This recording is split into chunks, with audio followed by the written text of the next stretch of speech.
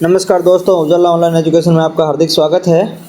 और हम टॉपिक पढ़ रहे थे बायोलॉजी के अंदर पाचन तंत्र। कौन सा टॉपिक पढ़ रहे थे दोस्तों?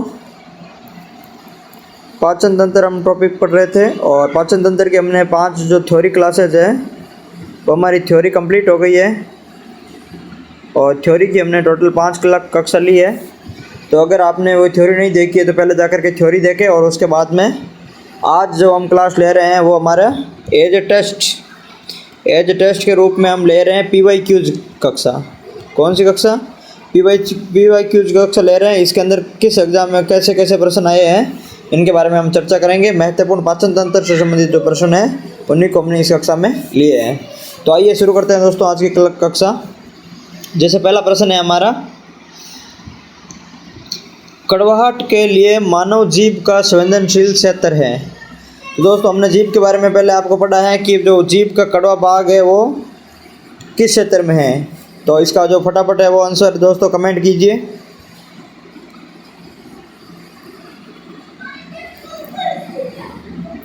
फटाफट 30 सेकंड में आंसर है जो वो फटाफट कमेंट कीजिए। कौन सा होगा? कड़वाहट के लिए जो जीभ का कौन सा भाग है वो संवेदनशील क्षेत्र है। अर्थात जो स्वाद ग्रंथियाँ होती है वो कड़वाहट का कौन सा भाग है जीभ का वो महसूस कराता है। जैसे नोक या फिर पीछे का भाग, मध्य का भाग या किनारा। जैसे दोस्तों बात करें, ये है जीभ।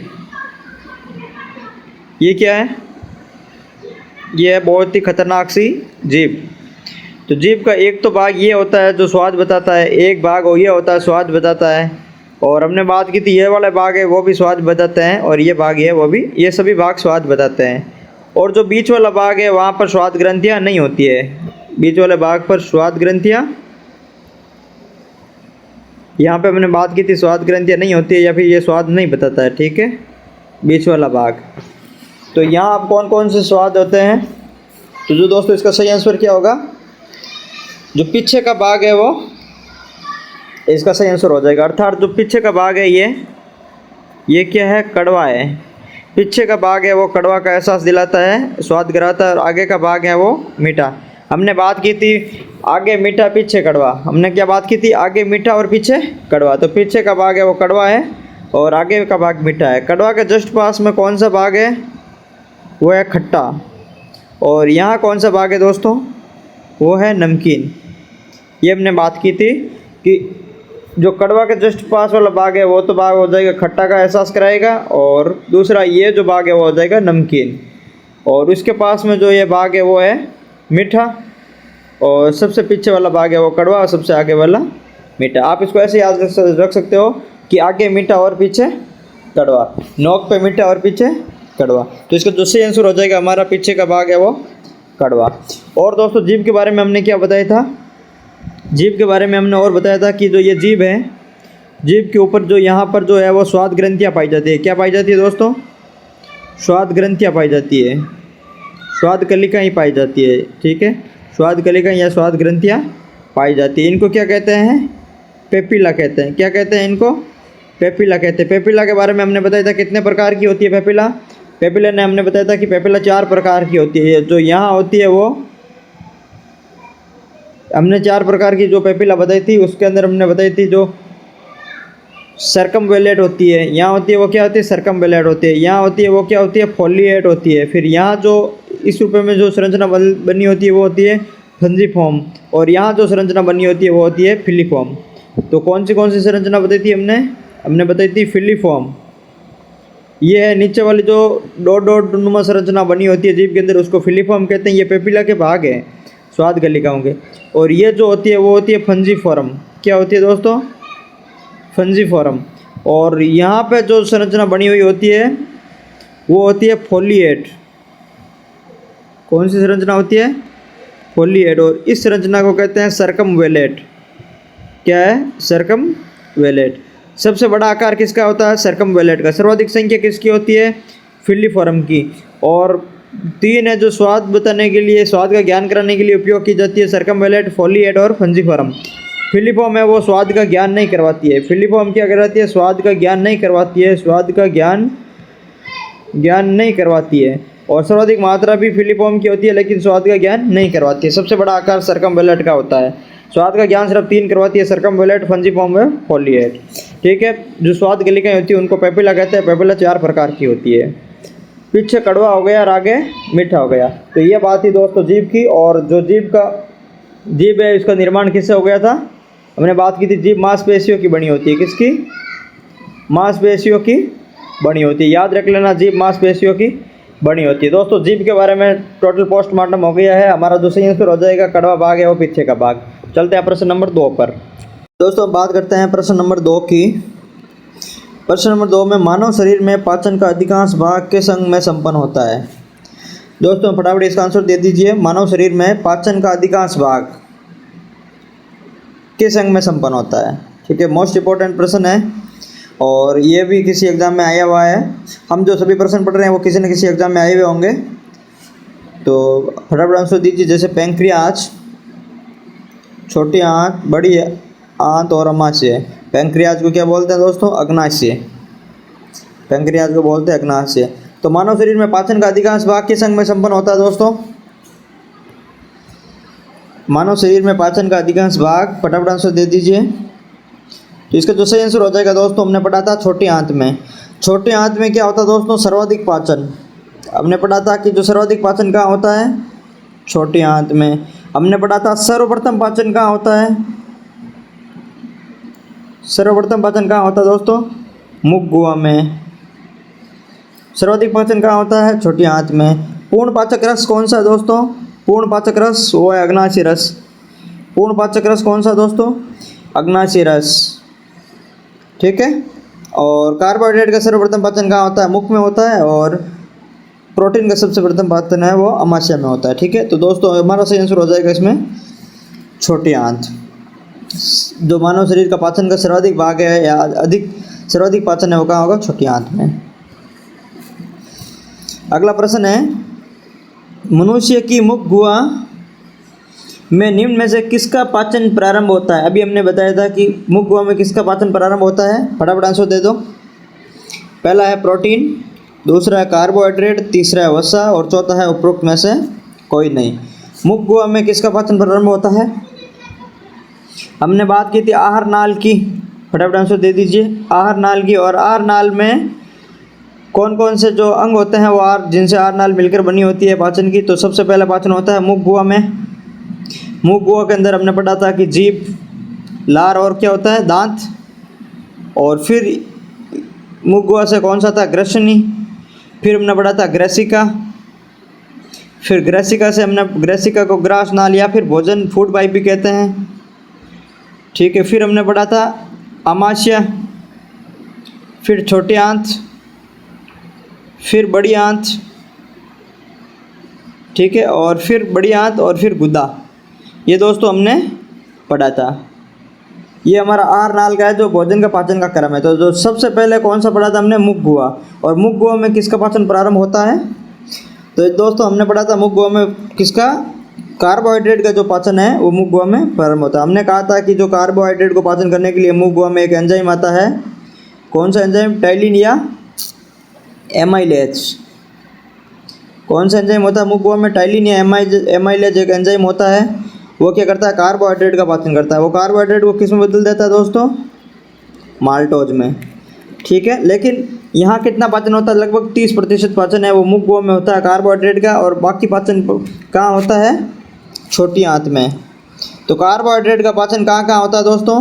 कार्बोहाइड्रेट का पाचन होता है एक तो मुख गुहा में, और दूसरा होता है सीधा छोटी आंत के अंदर। मुख गुहा में होता है पहला, फिर होता है छोटी आंत। 30% पाचन यहाँ होता है मुख गुहा में और बाकी पाचन है वो छोटी आंत में होता है। कितना पाचन होता है छोटी आंत में?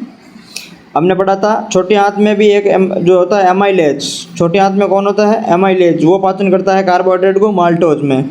और मुख गुहा में जो पाचन होता है वो भी एमाइलेज या टाइलिन करती है। वो भी किस में चेंज करता है? माल्टोज में। ठीक है, तो कार्बोहाइड्रेट किस में चेंज होता है? माल्टोज में। ठीक है दोस्तों, बात करते हैं अगले प्रश्न की। हमारा अगला प्रश्न है, लार निम्न में से किसके पाचन में सहयोग करती है? लार निम्न में से किसके पाचन में सहयोग करती है? तो लार किस में पढ़ी थी हमने? मुख गुहा में। लार किस में होती है दोस्तों? मुख गुहा में। मुख गुहा में कौन कौन होता है? लार, जीभ और दांत। मुख गुहा पढ़ते तब हम 3 चीज़ पढ़ते हैं, लार पढ़ते हैं, जीभ पढ़ते हैं और दांत पढ़ते हैं। ठीक है। तो लार में से किसका पाचन सहयोग करती है? तो दोस्तों जैसे ऑप्शन है स्टार्च, प्रोटीन, रेसे और वसा। ये आया हुआ है RS एग्ज़ाम 2012 में। स्टार्च, प्रोटीन, रेसे और वसा। फटाफट आंसर दे दीजिए। जैसे प्रोटीन का पाचन सबसे पहले कहाँ होता है? हमने पढ़ा था आमाशय के अंदर। कहाँ होता है? आमाशय के अंदर। वसा का पाचन कहाँ होता है? सबसे पहले आमाशय के अंदर। वसा टूटने लग जाती है तो यहाँ शुरू हो जाता है। लेकिन जो स्टार्च है, स्टार्च को बोलते हैं कार्बोहाइड्रेट। ठीक है, इनका पाचन सर्वप्रथम कहाँ होता है? मुख गुहा में। हमने पढ़ा था अभी पहले मुख गुहा में। ठीक है, तो इनके पाचन के सहयोग कौन करती है? मुख गुहा में क्या है? लार है। लार ग्रंथियाँ पाई जाती है। लार ग्रंथियाँ कौन सा एंजाइम स्रावित करती है? अभी हमने पढ़ा था पहले पिछले सवाल में, टाइलिन या एमाइलेज। ठीक है, टाइलिन या एमाइलेज। तो कार्बोहाइड्रेट का पाचन कहाँ होता है? मुख गुहा में। मुख गुहा में कौन सी ग्रंथियाँ होती है जो पाचन में सहयोग करती है? लार ग्रंथियाँ होती है जो पाचन में सहयोग करती है। लार ग्रंथियों से एमाइलेज या टाइलिन एंजाइम निकलता है। अर्थात एमाइलेज या टाइलिन एंजाइम है वो स्टार्च या कार्बोहाइड्रेट का पाचन में सहयोग करता है और उनको किस में बदल देता है? अभी हमने बात की थी माल्टोज में बदल देता है। तो स्टार्च और कार्बोहाइड्रेट को माल्टोज में कौन बदलता है? एमाइलेज या टाइलिन बदलता है। कौन सी ग्रंथियाँ छोड़ती है? अपने लार ग्रंथियाँ छोड़ती है। ठीक है, कौन सी ग्रंथियाँ छोड़ती है? लार ग्रंथियाँ छोड़ती है। तो जो हमारा जो सही आंसर हो जाएगा इसका वो कौन सा हो जाएगा? स्टार्च हो जाएगा। ठीक है, तो हमारा जो सही आंसर है इसका वो है स्टार्च। ठीक है, अब बात करते हैं अगले प्रश्न की। जैसे कथन है क्या है? मानव शरीर में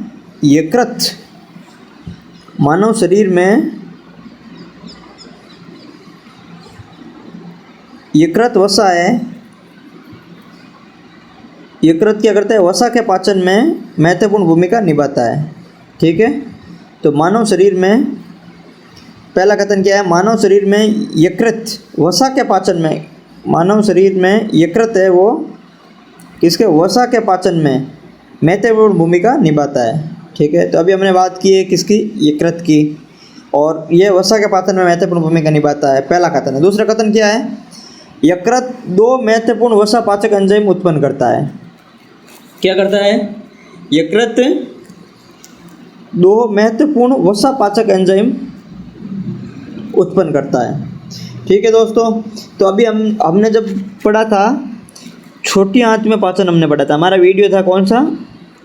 छोटी आंत में पाचन, जो हमारी क्लास है उसके अंदर हमने पढ़ा था कि ये जो छोटी आंत है, छोटी आंत के इस ग्रहणी भाग में यहाँ एक पाया जाता है यकृत या लीवर, इसके नीचे पाया जाता है पित्ताशय, और पित्ताशय से ये पित्ताशय जो किस में आकर के मिलता है? छोटी आंत में। और इधर पाया जाता है, हमने कहा कि अमाशय के जस्ट नीचे अग्नाशय ग्रंथि पाई जाती है।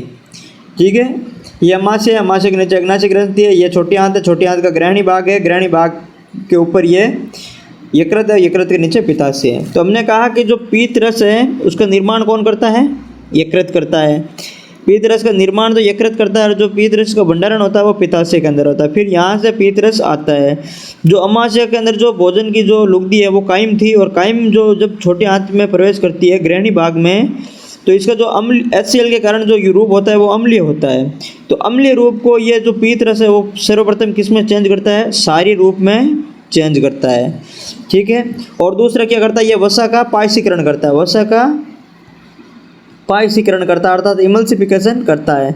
जैसे पानी के ऊपर अगर हम तेल की बूंद डालते हैं, पानी के ऊपर जब हम तेल की बूंद डालते हैं तो जो छोटी छोटी गोलियों रूप में बन जाती है उसको बोलते हैं वसा का पायसीकरण। तो ये क्या करता है? वसा को तोड़ देता है और गोली रूप में बदल देता है। तो यकृत वसा के पायसीकरण महत्वपूर्ण भूमिका निभाता है, बिल्कुल, क्योंकि जो पीत रस का निर्माण है वो तो यकृत में ही होता है।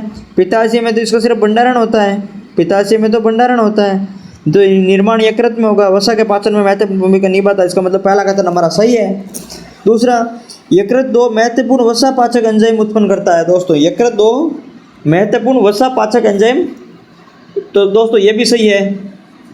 यकृत क्या करता है? 2 वसा पाचक एंजाइम का उत्पन्न करता है। ठीक है दोस्तों, जैसे इसमें कौन कौन से एंजाइम थे हमने उसमें बात की थी, 2, जैसे 2 वर्णक भी हमने इसमें बात की थी, जो यकृत में बिलिरुबिन और बिलवर्डिन। ठीक है, बिलिरुबिन के कारण पीलिया में बिलिरुबिन की मात्रा बढ़ जाती है, इसका रंग पीला होता है। मल का जो रंग पीला होता है वो बिलिरुबिन के कारण होता है। पीलिया में प्रभावित अंग यकृत है, ये हमने बात कर ली थी। और बिलिरुबिन का रंग हरा होता है। ठीक है, यहाँ पे भी हमने बात कर ली। उसके बाद में जो पीतरस के बारे में, जैसे जो कौन कौन से 2 पाचक एंजाइम होते हैं, तो दोस्तों उसके अंदर होता है एक तो पीत लवण होते हैं जिसे बोलते हैं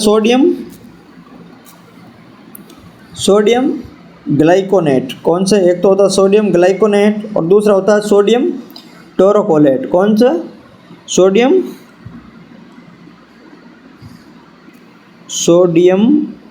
टोरोकोलेट। ठीक है, तो ये दोस्तों ये 2 होते हैं जो वसा पाचक में सहायक आते हैं। ठीक है, तो 2 इसको बोलते हैं पीत लवण भी बोलते हैं। ठीक है, तो सोडियम ग्लाइकोनेट और सोडियम टोरोकोलेट होते हैं 2। तो इसका जो हमारा ऑप्शन है, दोनों ए और आर दोनों सही है। आर दोनों का आर एक सही कारण है। तो दोस्तों इसका सही आंसर हो जाएगा हमारा ए हो जाएगा। क्या हो जाएगा? सही आंसर हमारा ए हो जाएगा। अर्थात ए और आर दोनों सही है, वे आर ए का सही कारण है। ठीक है दोस्तों, अब चलते हैं अगला प्रश्न पर। अगला प्रश्न क्या है? एंजाइम एक है। दोस्तों एंजाइम क्या है ये भी हमने पढ़ लिया था हमारी थ्योरी क्लास में। ये भी पढ़ा है कि एंजाइम क्या है दोस्तों। तो एंजाइम क्या करता है दोस्तों? एंजाइम करता है पाचन में सहयोग। क्या करता है? पाचन में सहयोग करता है। ठीक है, दूसरी उपापचयी क्रियाओं का नियंत्रण में भी सहयोग करता है। उपापचयी क्रियाएं का नियंत्रण करता है। ठीक है, नियंत्रण या फिर नियंत्रण में सहयोग करता है। उपापचयी क्रिया कौन सी होती है? मेटाबॉलिक। कौन सी क्रिया होती है दोस्तों? मेटाबॉलिक क्रिया।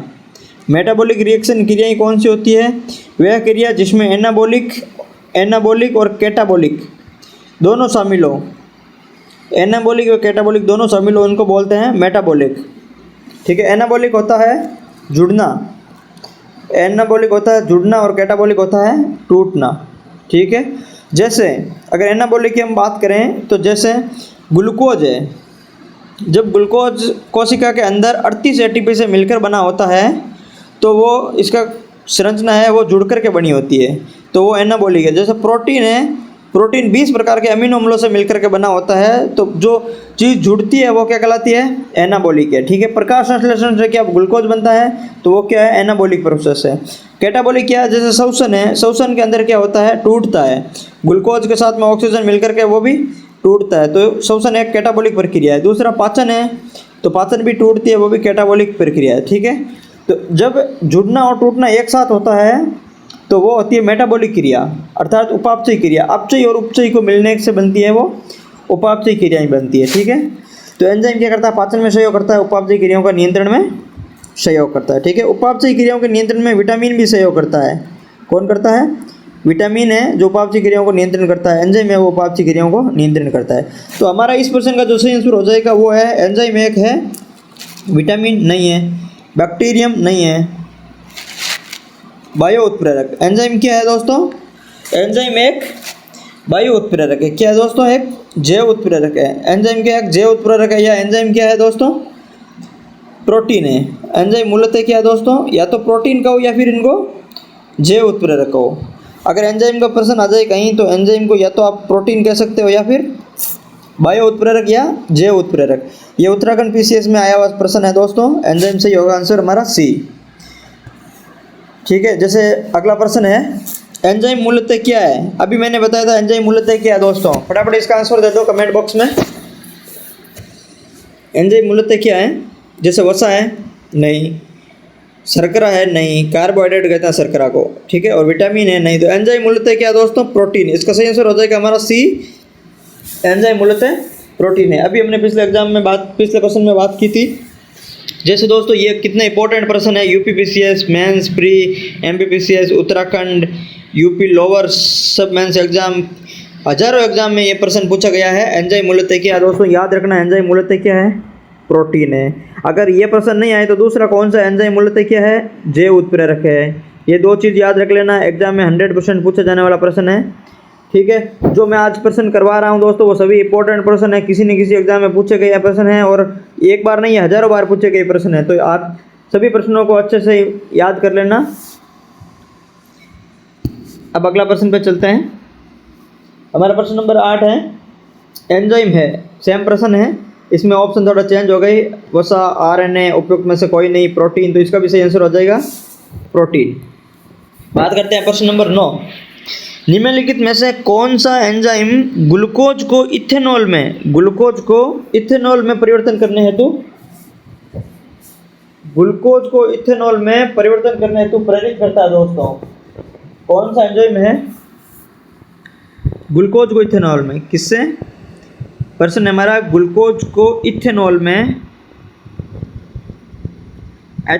CH2CH3OH, ठीक है, C6H12O6 हो गया ग्लूकोज को इथेनॉल में बदलने के लिए कौन सा एंजाइम है वो प्रेरित करता है, ठीक है। तो दोस्तों हमने जैसे पढ़ा माल्टेज क्या करता है, माल्टोज होती है डाइसैकेराइड शर्करा, उसको किस में बदल देता है, माल्टोज को ग्लूकोज प्लस ग्लूकोज में बदल देता है, किसमें, ग्लूकोज प्लस ग्लूकोज में, ठीक है।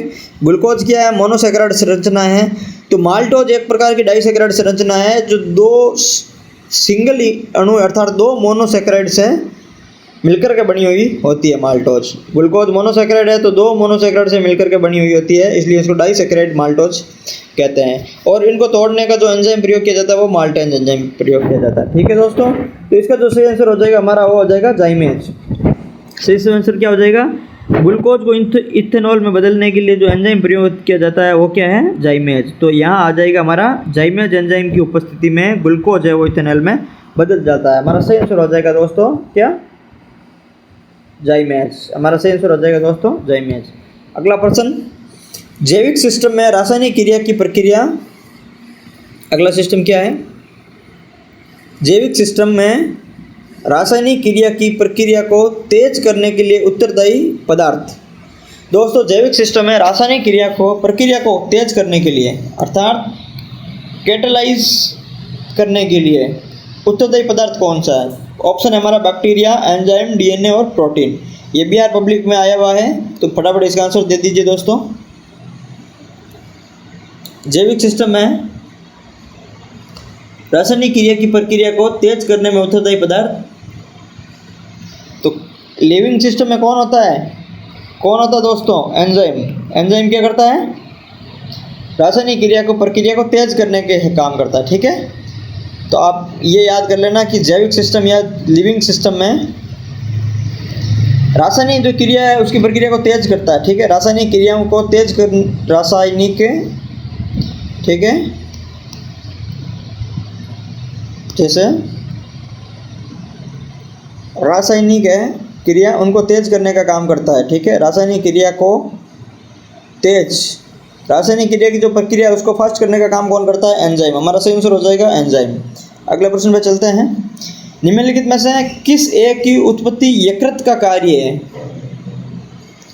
ठीक है, अर्थात प्रश्न है निम्न से किस एक की उत्पत्ति यकृत का कार्य है, अर्थात यकृत है वो किसकी उत्पत्ति करता है दोस्तों, यकृत है वो यकृत को बोलते हैं दोस्तों लीवर, क्या बोलते हैं, लीवर, या फिर दूसरा जिगर। यकृत को दोस्तों लीवर या जिगर भी बोलते हैं। तो यकृत मतलब अर्थात इनमें से कौन है वो जिसको यकृत उत्पत्ति करता है, जैसे पहला है लाइपेज, दूसरा है सेलेस्मा, तीसरा यूरिया और चौथा है हाइड्रोक्लोरिक एसिड। फटाफट उत्तर दे दो।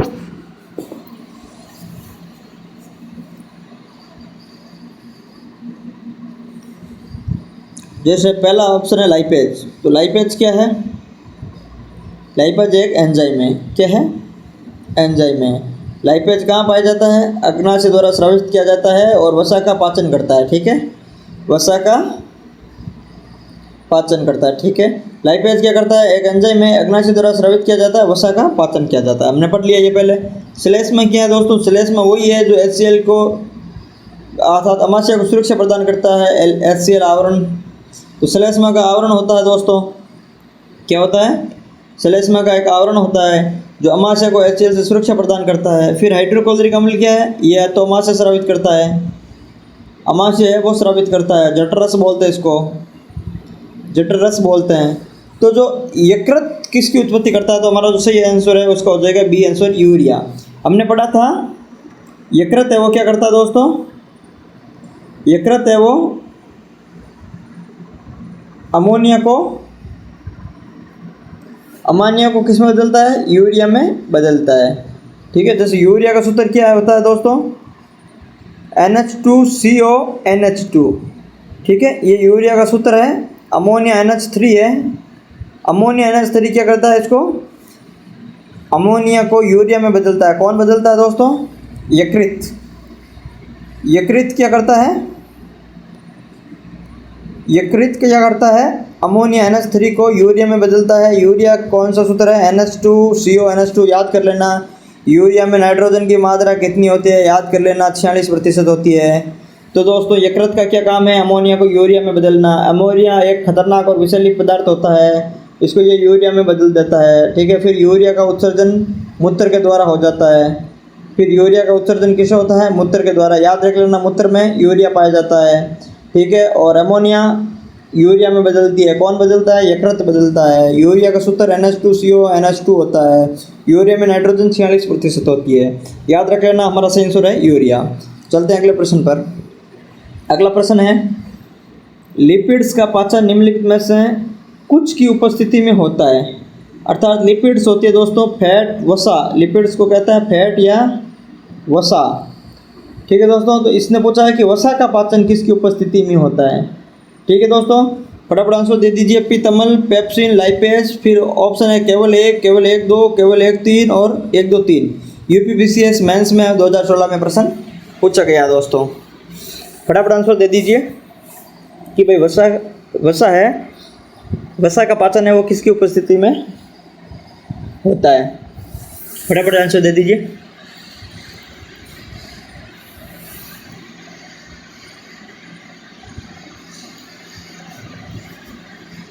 तो दोस्तों वसा का पाचन अभी हमने पढ़ा था, वसा का पाचन हमने पढ़ लिया था किसकी उपस्थिति में होता है। अभी तक एक जने का भी आंसर आया नहीं है।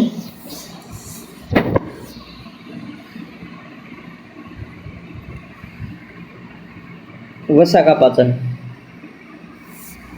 ऑप्शन है पीतमल, पीतमल या पीतरस। ये पीतरस भी है। ठीक है, पेप्सिन, लाइपेज,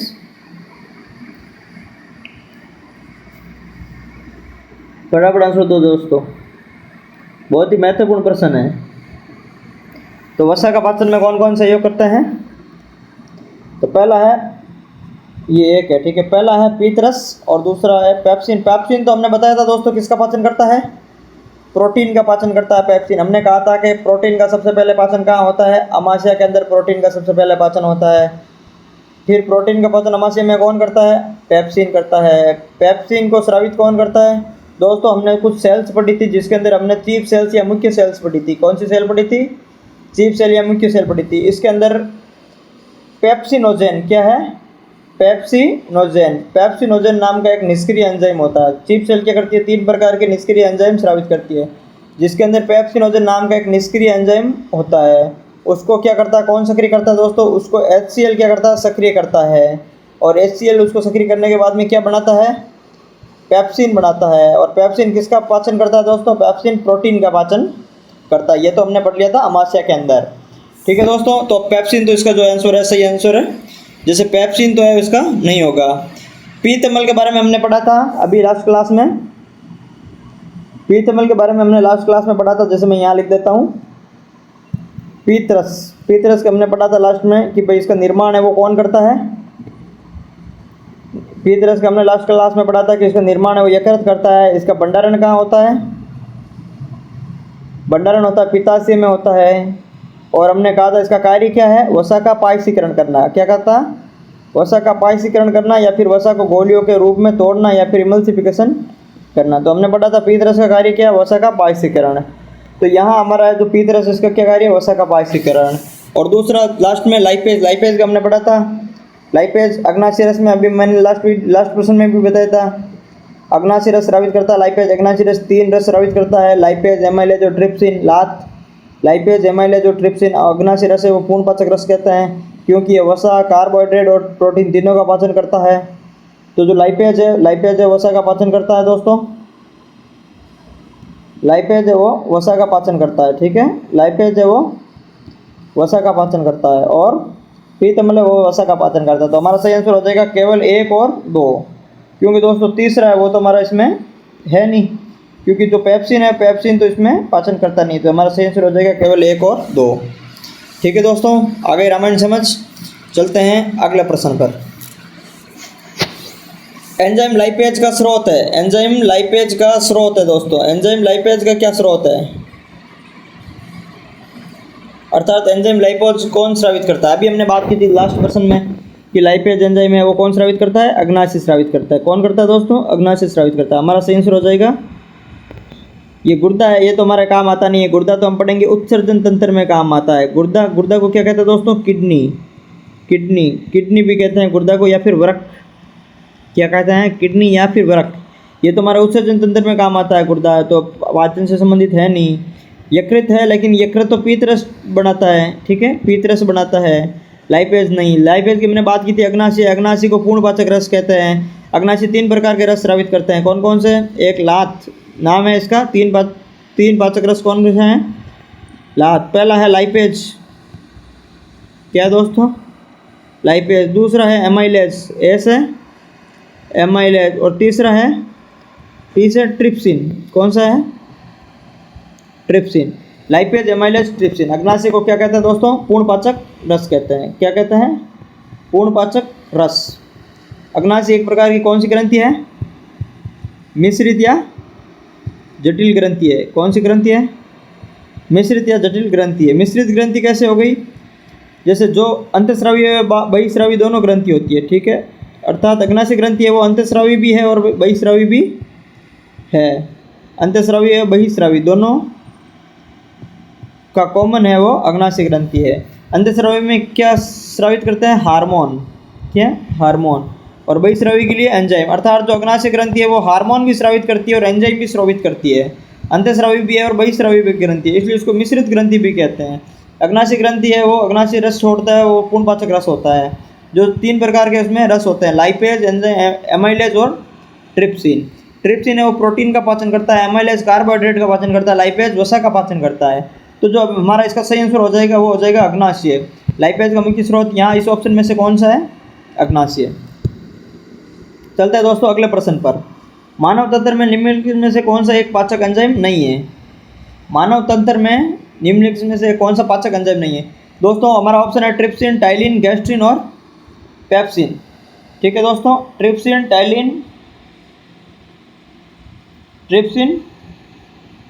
टाइलिन और पाचक एंजाइम नहीं है। ठीक है दोस्तों, जैसे फटाफट आंसर दे दीजिए, फिर मैं इसका सॉल्यूशन बता देता हूँ। दोस्तों हमने बात की थी ट्रिप्सिन की, अभी जस्ट बात की थी ट्रिप्सिन कौन स्रावित करता है। अभी हमने बात की थी अग्नाशय रस। अग्नाशय रस ट्रिप्सिन स्रावित करता है। और ट्रिप्सिन किसका पाचन करता है दोस्तों, प्रोटीन का। किसका, प्रोटीन का पाचन करता है ट्रिप्सिन। अग्नाशय रस 3 स्रावित करता है, हमने बात की थी लात, एमाइलेज, ट्रिप्सिन और लाइपेज। तो ट्रिप्सिन हो गया, ठीक है। तो इसका मतलब ये पाचक रस है क्योंकि ये प्रोटीन का पाचन करता है, अर्थात ये पाचक एंजाइम है। क्या है, पाचक एंजाइम। 3 एंजाइम स्रावित करता है, ठीक है। इसका मतलब ये तो हमारा आंसर नहीं होगा। दूसरा टाइलिन, टाइलिन की भी हमने बात कर ली दोस्तों। ये होता है मुखगुह में लार ग्रंथियों द्वारा स्रावित। किसके द्वारा, लार ग्रंथियों द्वारा स्रावित होता है टाइलिन। या टाइलिन का दूसरा नाम एमाइलेज भी है। क्या है, एमाइलेज या टाइलिन एक ही नाम है, मुखगुह में होता है, ठीक है। लार ग्रंथियों, ये किसका पाचन करता है, ये भी एक एंजाइम है। ये किसका पाचन करता है, कार्बोहाइड्रेट का या स्टार्च का पाचन करता है, ठीक है दोस्तों। ये कार्बोहाइड्रेट या स्टार्च का पाचन करता है। तो ये भी दोस्तों पाचक एंजाइम है। अपने को प्रश्न पूछा है कि पाचक एंजाइम नहीं है, तो ये दोनों तो नहीं होंगे। फिर हमने पेप्सिन की भी अभी हम बात की, अमाशय के अंदर होता है पेप्सिन। अमाशय के अंदर होता है, क्या करता है, प्रोटीन का पाचन करता है। क्या करता है, प्रोटीन का पाचन करता है। अभी हमने पढ़ी थी चीफ सेल होती है जिसके अंदर पेप्सिनोजन पाया जाता है। HCl इनको सक्रिय करता है और पेप्सिन बनाता है, फिर प्रोटीन का पाचन करता है, अमाशय में पाया जाता है। तो जो हमारा सही आंसर हो जाएगा दोस्तों वो हो जाएगा गैस्ट्रिन। क्या हो जाएगा दोस्तों, हमारा सही आंसर हो जाएगा वो हो जाएगा गैस्ट्रिन, ठीक है। गैस्ट्रिन क्या है दोस्तों, एक प्रकार का हार्मोन है। हार्मोन है गैस्ट्रिन, क्या एक प्रकार का हार्मोन है। जब हमने छोटी आंत पढ़ी थी दोस्तों तो उसके अंदर हमने पढ़ा था गैस्ट्रिन के बारे में। छोटी आंत में हमने एक सेल पढ़ी थी, कौन सी सेल पढ़ी थी दोस्तों? जी सेल। हमने एक पढ़ी थी सेल, जी सेल पढ़ी थी। किसमें? जी सेल किसमें होती है दोस्तों? अमाशय के अंदर होती है। किसमें होती है? अमाशय के अंदर होती है, ठीक है।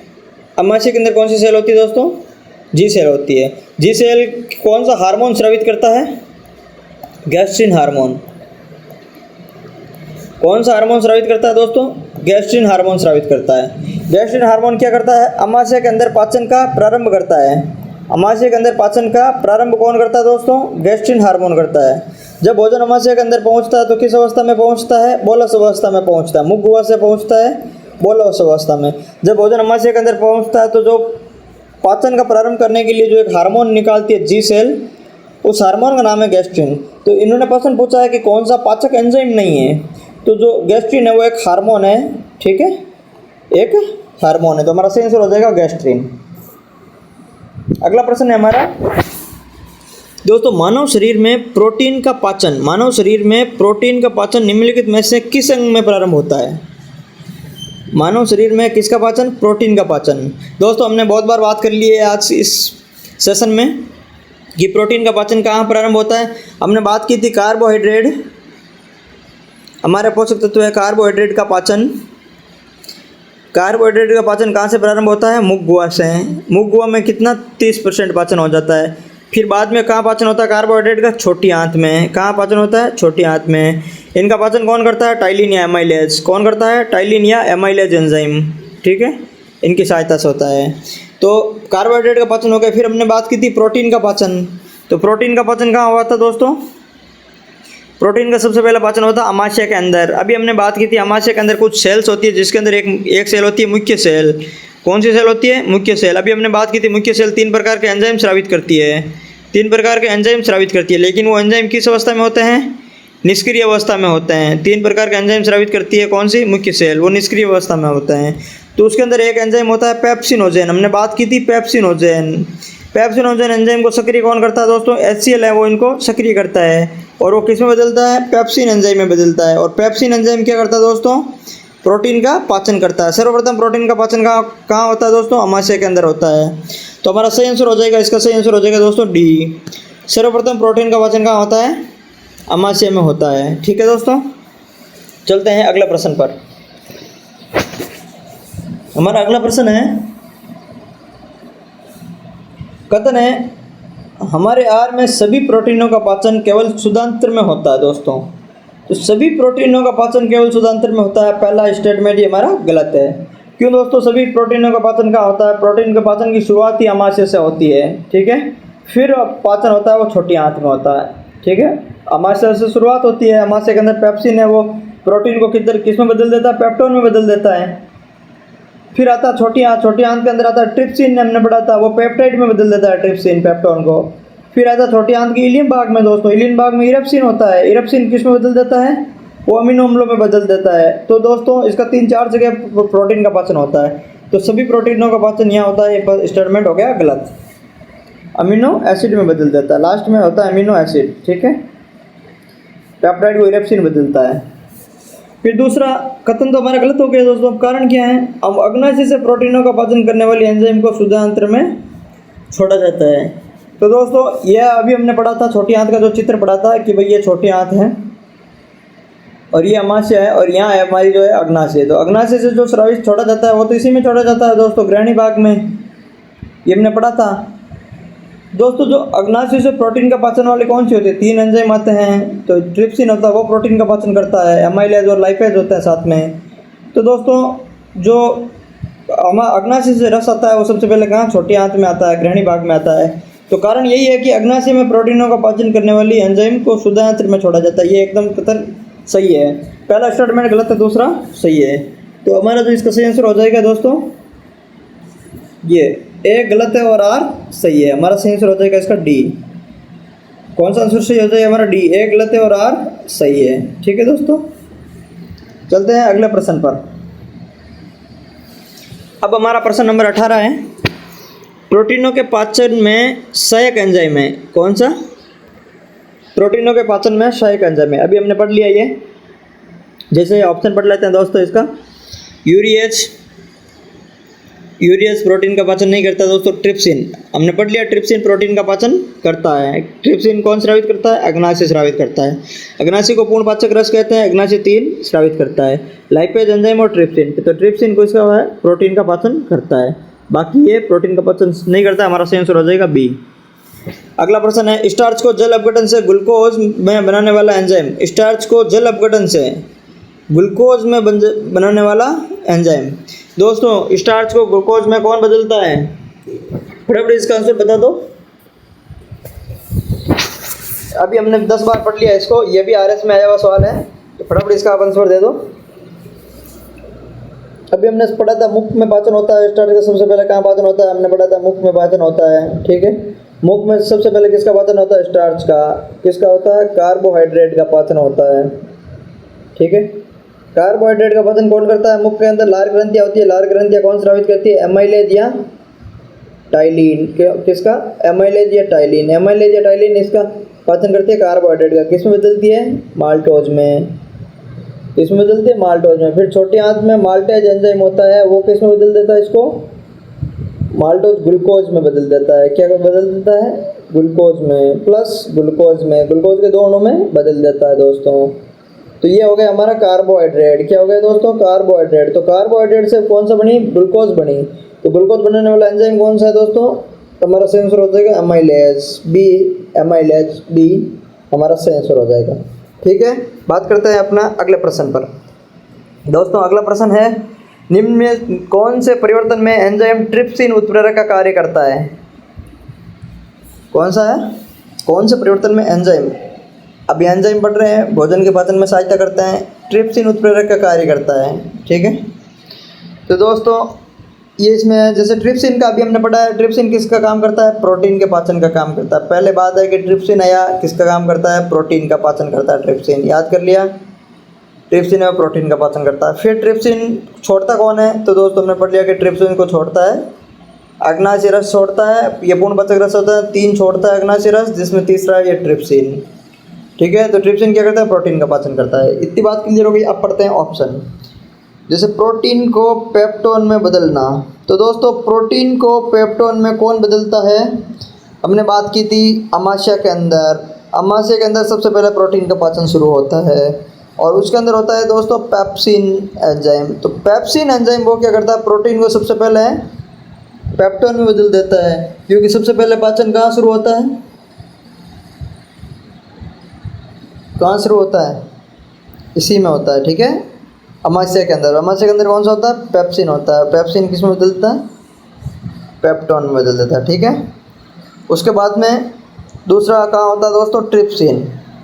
दूसरा पाचन कहाँ होता है प्रोटीन का? वो होता है अग्नाशय में, अर्थात छोटी आंत में। कहाँ होता है? छोटी आंत में। छोटी आंत में अभी हमने बात की थी अग्नाशय रस निकलता है। तो जो दोस्तों ट्रिप्सिन है वो क्या करता है? प्रोटीन को, अर्थात प्रोटीन की किस रूप को? पेप्टोन रूप को, जो वहाँ चेंज हो चुका है, पहले पेप्टोन में बदल चुका है प्रोटीन पेप्सिन की वजह से। तो ट्रिप्सिन है वो किस में बदल देता है? पेप्टाइड में बदल देता है। किस में बदल देता है दोस्तों? पेप्टाइड में। ट्रिप्सिन है वो पेप्टाइड में। तो इसका हमारा सही आंसर हो जाएगा प्रोटीन को पेप्टाइड में बदलने के लिए काम आता है एंजाइम। वो कौन सा एंजाइम होता है दोस्तों? ट्रिप्सिन एंजाइम है, हमारा सही आंसर हो जाएगा। फिर हमने बात की थी पेप्टाइड को, इरप्सिन नामक जो एंजाइम है वो कौन सा एंजाइम है? इरप्सिन। अभी हमने बात की थी इरप्सिन नामक जो एंजाइम है वो किस में बदल देता है पेप्टाइड को? अमीनो अम्लों में। किस में? अमीनो अम्लों में बदल देता है। इरप्सिन नाम का एंजाइम है वो अमीनो अम्लों में बदल देता है। तो हमारा सही आंसर हो जाएगा बी। प्रश्न नंबर अगले की बात करते हैं। मानव में पुच्छ कौन सी संरचना से संलग्न होता है? मानव में पुच्छ, मानव शरीर में पुच्छ। तो दोस्तों पुच्छ, जैसे पुच्छ का यहाँ पर जो संबंध है वो है अपने अपेंडिक्स से। किससे? अपेंडिक्स है, ठीक है। अब हमने बात की थी अपेंडिक्स मानव के किस शरीर से या फिर किस संरचना से संलग्न है। तो हमने बात की थी दोस्तों ये छोटी आंत है और छोटी आंत के पास में ये बड़ी आंत है, ये ठीक है, ये चारों तरफ बड़ी आंत है और बड़ी आंत में ये ऐसे होता है, ठीक है। तो छोटी आंत का ये वाला भाग है वो कौन सा होता है? सिकम। बड़ी आंत का बड़ी आंत के 3 भाग होता है। सिकम ये वाला भाग है पूरा यहाँ से यहाँ तक का कोलन, यहाँ से यहाँ तक का भाग है कोलन, और सिकम कोलन, और ये वाला भाग है वो होता है रेक्टम अर्थात मलाशय। ठीक है, ये दोस्तों हमने पढ़ी थी बड़ी आंत। तो जो ये छोटी आंत यहाँ प्रवेश करती है सिक्कम भाग में, तो सिक्कम भाग के नीचे जो एक संरचना होती है सिक्कम से जस्ट टच होती है उसको बोलते हैं अपेंडिक्स। क्या बोलते हैं? अपेंडिक्स। तो अपेंडिक्स किस भाग से जुड़ी हुई थी? सिक्कम। ठीक है, किस भाग से जुड़ी हुई है? सिक्कम। और सिक्कम किसका भाग है दोस्तों? बड़ी आंत का। किसका भाग है सिक्कम? बड़ी आंत का। किसका भाग है दोस्तों? बड़ी आंत का। तो जो अब ऑप्शन पढ़ लेते हैं दोस्तों। पहला आंसर है वृहदांत। वृहदांत होता है बड़ी आंत। तो हमारा सही आंसर हो जाएगा पहला ही वृहदांत, बड़ी आंत, क्योंकि सिक्कम है बड़ी आंत का भाग है और सिक्कम से जुड़ा हुआ अपेंडिक्स है, तो अपेंडिक्स किसका भाग हो गया? बड़ी आंत का। तो जो हमारा सही आंसर है वो हो जाएगा ए, बड़ी आंत। ठीक है, चलते हैं अगले पर। अगला प्रश्न है, मानव शरीर में क्षुद्रांत के 3 संरचनात्मक भागों की लंबाई का कौन सा सही ह्रासमान क्रम है? दोस्तों मोस्ट इंपॉर्टेंट प्रश्न है, मोस्ट इंपॉर्टेंट प्रश्न है, एग्जाम में पूछा जाएगा, वापस पूछा जाएगा कि मानव शरीर में छोटी आंत के, कौन से आंत के?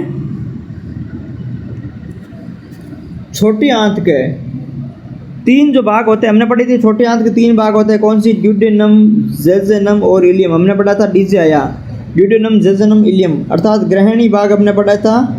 फिर हमने पढ़ा था मध्यांतर भाग, जेजेनम को बोलते हैं मध्यांतर भाग और इलियम बोलते हैं शशांतर। क्या बोलते हैं दोस्तों? शशांतर। इंग्लिश में ड्यूडेनम, जेजेनम, इलियम और हिंदी में ग्रहणी, मध्यांतर और शशांतर। ये किसके भाग होते हैं दोस्तों? ये छोटी आंत के भाग होते हैं। ठीक है, तो इनका अब लंबाई के क्रम में जैसे हमने पढ़ा कि छोटी आंत है, छोटी आंत की लंबाई होती है वो 7 मीटर होती है, अर्थात छोटी आंत सबसे लंबी होती है। तो 7 मीटर में भी 3 भाग होते हैं, तो लंबाई के क्रम में इनका घटता क्रम बताना है, ह्रासमान क्रम। कौन सा क्रम? ह्रासमान क्रम बताना। जैसे सबसे बड़ा भाग पहले बताना है, कौन सा भाग? सबसे बड़ा भाग बताना है। तो सबसे बड़ा भाग हमारा कौन सा होगा? इलियम भाग। फिर होगा मध्य भाग जेसम और फिर होगा ड्यूडेनम। ठीक है, ये इसका जो ह्रासमान क्रम है यही क्रम होगा। सबसे बड़ा होगा इलियम, याद रख लेना, मोस्ट इंपॉर्टेंट क्रम है। ठीक है, इलियम, जेजेनम और ड्यूडेनम, ये इनका सही क्रम है। तो इलियम को बोलते हैं शशांतर, तो सही आंसर हो जाएगा शशांतर, ग्रहणी और मध्यांतर। नहीं दोस्तों, शशांतर इसमें ग्रहणी नहीं होगा, ग्रहणी तो सबसे छोटा होता है। तो हमारा सही आंसर हो जाएगा ये, हमारा सही आंसर हो जाएगा ये, हो जाएगा सही आंसर हो जाएगा ये, अर्थात शशांतर, इलियम, मध्यांतर और फिर ग्रहणी। ठीक है, IZD, और ये हो जाएगा इनका घटता क्रम। तो हमारा सही आंसर हो जाएगा ये। मोस्ट इंपॉर्टेंट प्रश्न, ये याद रख लेना। अगले प्रश्न पे चलते हैं। निम्नलिखित में से कौन सा लार की सहायता से पच जाता है? अगला प्रश्न कौन सा है दोस्तों? निम्नलिखित में से कौन सा लार की सहायता से पच जाता है? तो दोस्तों लार किसका पाचन में सहायता करती है? अभी हमने पढ़ा है, जैसे प्रोटीन तो अमाशय में होता है, रेसे नहीं है, स्टार्च। तो लार किसकी सहायता करती है? स्टार्च की। लार में कौन सा एंजाइम होता है? टाइलिन या एमाइलेज। टाइलिन या एमाइलेज, ये क्या करता है? स्टार्च का पाचन करता है। स्टार्च को किस में बदल देता है दोस्तों? माल्टोज में। माल्टोज क्या एक डाइसेकेराइड संरचना है, माल्टोज की एक डाइसेकेराइड संरचना है। ठीक है, डाइसेकेराइड संरचना है। डाइसेकेराइड संरचना माल्टोज के अलावा एक अलग भी है, वो और कौन सी है? सुक्रोज। कौन सी है दोस्तों? सुक्रोज। और सुक्रोज के अलावा भी एक और है लैक्टोज। दोस्तों ये डाइसेकेराइड संरचना है। मासूले, डाई में क्या होता है दोस्तों? बाल सफ़ेद होता है। तो डाई किससे लेते हैं? मासू लेते हैं। मासूले, माल्टेज, सुक्रोज और लैक्टेज, याद कर लेना, डाइसेकेराइड, माल्टोज, सुक्रोज और लैक्टोज। ठीक है दोस्तों। और दोस्तों एक होता है इसमें मोनोसेकेराइड। कौन सी होती है? मोनोसेकेराइड। कौन सी होती है दोस्तों? मोनोसेकेराइड। ये डाइसेकेराइड होती है, वो 2 प्रकार के मोनोसेकेराइड से मिलकर के बनी हुई होती है। जैसे माल्टोज है तो ग्लूकोज प्लस ग्लूकोज से मिलकर के बनी हुई होती है। सुक्रोज है तो वो ग्लूकोज प्लस फ्रक्टोज से मिलकर बनी हुई होती है। लैक्टोज है तो ग्लूकोज प्लस गैलेक्टोज से मिलकर बनी हुई है। तो मोनोसेकेराइड 3 कौन कौन सी है? एक तो हम पढ़ते हैं ग्लूकोज। मोनोसेकेराइड कौन सी है? ग्लूकोज। ग्लूकोज प्लस ग्लूकोज बराबर माल्टोज। दूसरी होती है फ्रक्टोज। दोस्तों फ्रक्टोज है वो मोनोसेकेराइड है, ग्लूकोज प्लस फ्रक्टोज मिलने से सुक्रोज बनता है। और तीसरा है गैलेक्टोज। गैलेक्टोज। ठीक है, तो दोस्तों ये तो है मोनोसेकेराइड, याद रख लेना, ग्लूकोज, फ्रक्टोज, गैलेक्टोज। और माल्टोज, सुक्रोज और लैक्टोज ये है डाइसेकेराइड। ठीक है दोस्तों, इनके अलावा एक पॉलीसेकेराइड भी होती है। कौन होती है? पॉलीसेकेराइड भी होती है। ठीक है, पॉलीसेकेराइड भी होती है। सेकेराइड है वो 3 प्रकार की हो गई हमने, मोनोसेकेराइड, डाइसेकेराइड और पॉलीसेकेराइड। पॉलीसेकेराइड कौन कौन सी होती है? तो स्टार्च, जैसे ये स्टार्च है, स्टार्च एक पॉलीसेकेराइड संरचना है। दूसरी ग्लाइकोजन, ग्लाइकोजन भी एक पॉलीसेकेराइड संरचना है। तीसरी सेलुलोज, सेलुलोज भी है क्या दोस्तों, एक पॉलीसेकेराइड संरचना है। और चौथी कौन सी है, काइटिन, काइटिन भी क्या है दोस्तों, एक पॉलीसेकेराइड संरचना है। जैसे स्टार्च है तो जो पादपों में भोजन का जो संचय होता है वो स्टार्च के रूप में होता है। जंतुओं में भोजन का संचय वो ग्लाइकोजन के रूप में होता है। सेलुलोज है वो पादपों की कोशिका भित्ति सेलुलोज होती है। प्रकृति में सर्वाधिक पाए जाने वाला कार्बनिक पदार्थ भी सेलुलोज है। और काइटिन है वो कवक की कोशिका भित्ति है, वो काइटिन कहलाती है। ठीक है दोस्तों, तो हमने बात की डाइसेकेराइड, मोनोसेकेराइड और पॉलीसेकेराइड। हमारा प्रश्न था लार की सहायता से कौन सा पचता है, तो लार की सहायता से स्टार्च पचता है। लार स्टार्च को माल्टोज में बदल देता है। लार के अंदर एमाइलेज और टाइलिन होता है। ठीक है दोस्तों, अगला प्रश्न पर बात करते हैं। हमारा अगला प्रश्न है, कथन दे रखा है, नीचे दो कथन दिए हुए हैं। पहला कथन है मानव शरीर सेलुलोज के पाचन में अक्षम है। मानव शरीर सेलुलोज के पाचन में अक्षम है, एकदम सही बात है दोस्तों। सेलुलोज का पाचन मानव शरीर में नहीं होता है। पहले मानव शरीर में पाचन के लिए अपेंडिक्स होता था। कौन सा होता था, अपेंडिक्स होता था। हमारे पूर्वज घास फूस खाते थे तो उनको पचाने के लिए अर्थात सेलुलोज को पचाने के लिए अपेंडिक्स होता था। अब ये अवशिष्ट अंग हो गया। ठीक है, अपेंडिक्स के अंदर एक ई कोलाई नामक जीवाणु होता था जो किसका पाचन करता था, सेलुलोज का पाचन करता था। ठीक है, तो ये भी एक बहुत बार प्रश्न में एग्जाम में पूछा गया है कि जो ई कोलाई नामक जीवाणु है वो किस आंत में पाया जाता है। ई कोलाई नामक जीवाणु किस आंत में पाया जाता है दोस्तों, ये मोस्ट इंपॉर्टेंट प्रश्न है, काफ़ी एग्जाम में पूछा गया है। तो हमने पढ़ा है कि ई कोलाई जीवाणु किस में होता है, अपेंडिक्स में होता है।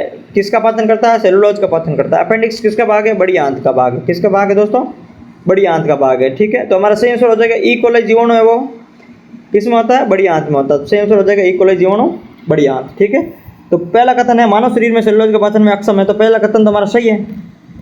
और दूसरा है कारण क्या है इसका, मानव शरीर में स्टार्च अपघटक एंजाइम डाइस्टेज विद्यमान रहता है। ठीक है दोस्तों, दूसरा कौन सा है, स्टार्च अपघटक अध्ययन डाइस्टेज विद्यमान रहता है। तो दोस्तों पहला तो सही है और दूसरा भी सही है। डाइस्टेज है वो इसी का नाम है, एमाइलिन टाइलिस का नाम है, डाइस्टेज भी लिखा जाता है कहीं कहीं। डाइस्टेज है वो इसी का नाम है, किसका, एमाइलेज का या टाइलिन का। ठीक है, डाइस्टेज भी क्या करता है, स्टार्च का पाचन करता है। ठीक है, डाइस्टेज एंजाइम होता है स्टार्च का पाचन करता है। तो पहला कथन भी सही है और कारण भी सही है, लेकिन इसकी स्पष्ट व्याख्या नहीं है। तो हमारा जो सही आंसर हो जाएगा बी, अर्थात ए का कारण सही है और ए का स्पष्टीकरण नहीं है। ठीक है, तो सही आंसर हो जाएगा बी। अगला प्रश्न क्या है दोस्तों, फटाफट आंसर दे दो। शरीर में अतिरिक्त ग्लूकोज ग्लाइकोजन के रूप में परिवर्तित होकर भंडारित रहता है। हमने बात कर ली इसके बारे में भी, हमने बात कर ली है कि जो शरीर का अतिरिक्त ग्लूकोज है वो ग्लाइकोजन के रूप में संचित रहता है। हमने बात कर ली शरीर का अतिरिक्त ग्लूकोज किसके रूप में संचित रहता है, ग्लाइकोजन के रूप में परिवर्तित होकर के संचित रहता है। तो ये इसका भंडारण है वो किस अंग में होता है। ठीक है, ये अपना प्रश्न है दोस्तों। ग्लूकोज से ग्लाइकोजन की बनने की प्रक्रिया क्या कहलाती है, ग्लाइकोजेनेसिस प्रक्रिया। ठीक है दोस्तों, ग्लाइकोजेनेसिस प्रक्रिया होती है जिसके कारण ग्लूकोज से ग्लाइकोजन बदलता है। ठीक है, ग्लूकोज किस में बदलता है, ग्लाइकोजन में बदलता है। कौन सी प्रक्रिया, ग्लाइकोजेनेसिस। और वापस ग्लाइकोजन से वापस अगर ग्लूकोज में बदलना हो तो कौन सी प्रक्रिया है, जिनोलाइसिस। कौन सी प्रक्रिया है, ग्लाइकोजिनोलाइसिस। ठीक है दोस्तों, तो ये याद रख लेना आप, इंपॉर्टेंट है। ग्लूकोज से ग्लाइकोजन में बदलना ग्लाइकोजेनेसिस कहलाता है और वापस ग्लाइकोजन से ग्लूकोज में बदलना ग्लाइकोजिनोलाइसिस कहलाता है। अर्थात जहाँ जहाँ जीनेसिस शब्द आ जाता है उसका मतलब होता है बनना, और जहाँ जहाँ जिनोलाइसिस शब्द आ जाता है उसका मतलब होता है दोस्तों टूटना। जीनेसिस का मतलब बनना और जिनोलाइसिस का मतलब होता है टूटना। ग्लाइकोजिनोलाइसिस का मतलब होता है ग्लाइकोजन ग्लूकोज के रूप में टूटता है और ग्लाइकोजेनेसिस का मतलब होता है ग्लूकोज ग्लाइकोजन में परिवर्तित होता है। दोस्तों ये परिवर्तित होकर के भंडारण होकर के कहाँ रहता है, यकृत में रहता है। हमारा सही आंसर हो जाएगा बी, यकृत। ठीक है दोस्तों, ये हमने पहले पढ़ रखा है। और अब हम जब हमारी अगली कक्षा होगी उसमें हम यकृत को पढ़ेंगे, डिटेल से पढ़ेंगे दोस्तों। यकृत हम इतना डिटेल से पढ़ेंगे कि उसके बारे में 2 पेज फैक्ट लिखेंगे, ठीक है, 2 पेज में इसमें पढ़ाऊँगा। एक भी प्रश्न मेरी क्लास से, एक भी प्रश्न लिख लो, नोट कर लो, एक भी प्रश्न कुलदीप सर की साइंस की क्लास से बाहर नहीं जाएगा। साइंस मतलब कुलदीप सर, आप याद कर लो, साइंस मतलब कुलदीप सर दोस्तों, साइंस मतलब कुलदीप सर, याद कर लो, ठीक है, साइंस मतलब कुलदीप सर। एक भी प्रश्न हमारी कक्षा से बाहर नहीं जाएगा, ना थ्योरी से जाएगा और ना हमारे PYQ से जाएगा। हम करवाएंगे PYQs करवाएंगे, पहले जितने भी एग्जाम में पूछे गए प्रश्न हैं सभी करवाएंगे, क्योंकि मोस्ट इंपॉर्टेंट वही प्रश्न होते हैं, बार बार हज़ारों बार पूछे जाते हैं, ठीक है। तो PYQs आपको तैयार करना है, ठीक है। और PYQs के साथ में मैं थ्योरी तैयार करवा रहा हूँ। आप पहले थ्योरी की कक्षा देख लीजिए, थ्योरी की कक्षा दे करके उनके शॉर्ट नोट्स बना लीजिए। नोट्स बनाने के साथ में मेरे साथ में PYQs कीजिए। PYQs के साथ में मैं आपको एक बार वापस थ्योरी रिवीजन करवा रहा हूँ दोस्तों, तो आपके PYQs भी हो रहे हैं और थ्योरी भी रिवीजन हो रही है। उसके बाद में हम पढ़ लेंगे मोस्ट इंपॉर्टेंट क्वेश्चंस, ठीक है, MCQs पढ़ लेंगे, मोस्ट इंपॉर्टेंट क्वेश्चंस पढ़ लेंगे, या NYQs पढ़ लेंगे, नेक्स्ट ईयर क्वेश्चंस भी पढ़ लेंगे, ठीक है दोस्तों। चलते हैं अगले प्रश्न पर। 10 दिनों से अधिक दिन तक उपवास करने पर लीवर पर क्या प्रभाव पड़ता है दोस्तों? अगर कोई व्यक्ति 10 दिन तक उपवास कर लेता है, 10 दिन से अधिक दिन तक उपवास कर लेता है, तो दोस्तों लीवर पर क्या प्रभाव पड़ता है, ठीक है दोस्तों। अभी हमने बात की थी, जैसे हम क्या खाते हैं, भोजन खाते हैं, भोजन के साथ जैसे हमारा ग्लूकोज बनता है, ग्लूकोज कार्बोहाइड्रेट बनता है, और क्या है, ये हमें ऊर्जा देता है, ठीक है। जब हम भोजन खाते हैं तो हमारे प्रॉपर ऊर्जा मिलती रहती है। जब हम एक्स्ट्रा भोजन खाते हैं तो ग्लूकोज क्या करता है, ग्लाइकोजन के रूप में बदलकर सिंचित हो जाता है। किसमें सिंचित हो जाता है? अभी हमने बात की थी लीवर में। ग्लूकोज लीवर में ग्लाइकोजन के रूप में सिंचित रहता है, ठीक है, अर्थात जंतुओं में ग्लूकोज है वो ग्लाइकोजन के रूप में सिंचित रहता है दोस्तों। और उसके बाद में अगर हम पढ़ रहे हैं, जैसे हम पढ़ें स्टार्च, पाचकों में जो ग्लूकोज है वो किसके रूप में सिंचित रहता है दोस्तों? स्टार्च के रूप में, ठीक है। तो पाचकों में भोजन स्टार्च के रूप में संचय रहता है, और जंतुओं में भोजन है वो ग्लाइकोजन के रूप में संचित रहता है। मोस्ट इंपॉर्टेंट है, याद कर लेना। क्या याद करोगे? पाचकों में भोजन स्टार्च के रूप में संचित रहता है, जंतुओं में भोजन ग्लाइकोजन के रूप में संचित रहता है। कहाँ संचित रहता है? जंतुओं में लीवर में संचित रहता है दोस्तों। ग्लूकोज जब अधिक मात्रा में हो जाती है तो ग्लाइकोजन में बदल करके लीवर में संचित हो जाता है। फिर हम अगर 10 दिनों तक हम भूखे रहते हैं तो ये क्या करता है, ग्लाइकोजन वापस टूटने लग जाता है। हमने बात की थी प्रक्रिया बनने की, ग्लाइकोजिनेसिस और टूटने ग्लाइकोलाइजिनोलाइसिस, ठीक है। तो वापस ग्लाइकोजन ग्लूकोज में टूटने लग जाता, अर्थात ये होता है ग्लाइको टूटने लग जाता है, अर्थात ग्लाइको, हमने बात की थी ग्लाइकोजिनोलाइसिस। क्या होती है दोस्तों? ग्लाइकोजिनोलाइसिस, ठीक है। ग्लाइकोजिनोलाइसिस प्रक्रिया होती है, ग्लाइकोजन जो है वो टूट करके ग्लूकोज में बदल जाता है, ठीक है। तो क्या होता है दोस्तों इसमें, फिर अगर ज़्यादा दिन भूख रहते हैं तो हमारे क्या है, ग्लूकोज के स्तर की कमी होती है, तो लीवर में ग्लूकोज का स्तर कम हो जाता है।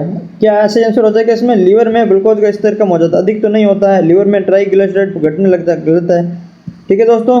तो लीवर में ग्लूकोज का स्तर है वो कम हो जाता है। हमारा सही आंसर हो जाएगा ए, लीवर में ग्लूकोज का स्तर कम हो जाता है, क्योंकि लीवर से तो चेंज करके ग्लूकोज बन जाता है, ठीक है। और ये एनर्जी और ऊर्जा में कन्वर्ट हो जाता है। ज़्यादा दिन भूख रहेंगे तो हमें फिर एनर्जी तो कहीं से मिलेगी, तो ये लीवर है ये टूट करके ग्लूकोज में बदलता है, ठीक है। लीवर में ग्लाइकोजन टूट करके ग्लूकोज में बदलता है, तो लीवर में ग्लूकोज की मात्रा कम हो जाती है। ये खत्म होने के बाद में जो हमारी जो फैट है, हमारी वसा है, वसा भी टूटने लग जाती है। वसा भी टूट करके किस में चेंज हो जाती है? ग्लूकोज में चेंज हो जाती है, ठीक है। तो हमारा सही आंसर हो जाएगा लीवर में ग्लूकोज का स्तर कम हो जाता है। अगला प्रश्न है, यकृत एवं मांसपेशियों में ऊर्जा जमा होती है।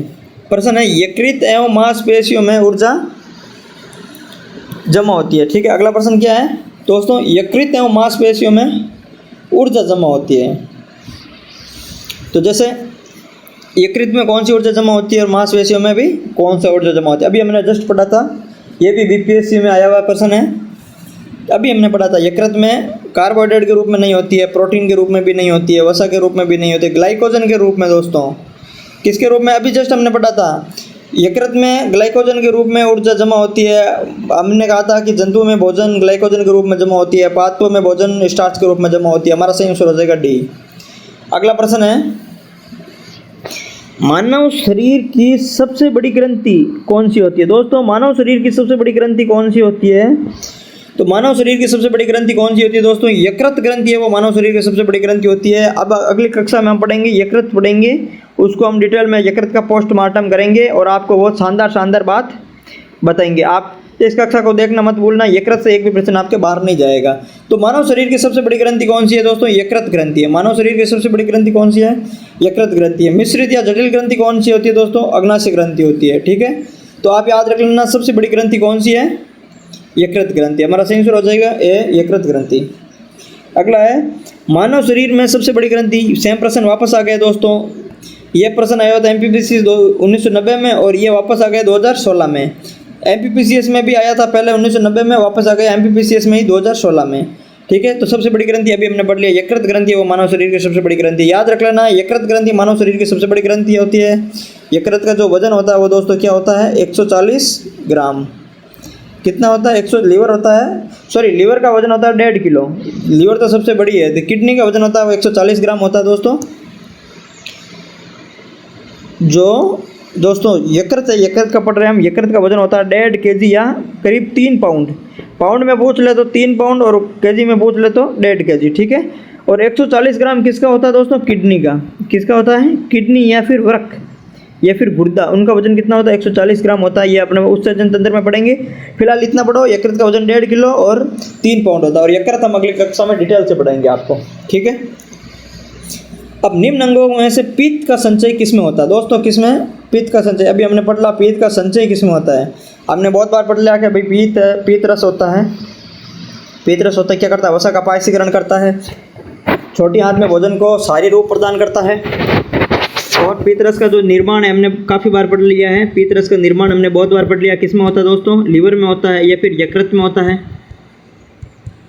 और भंडारण कहाँ होता है? पित्ताशय के अंदर होता है। भंडारण या संचय कहाँ होता है? पित्ताशय के अंदर होता है।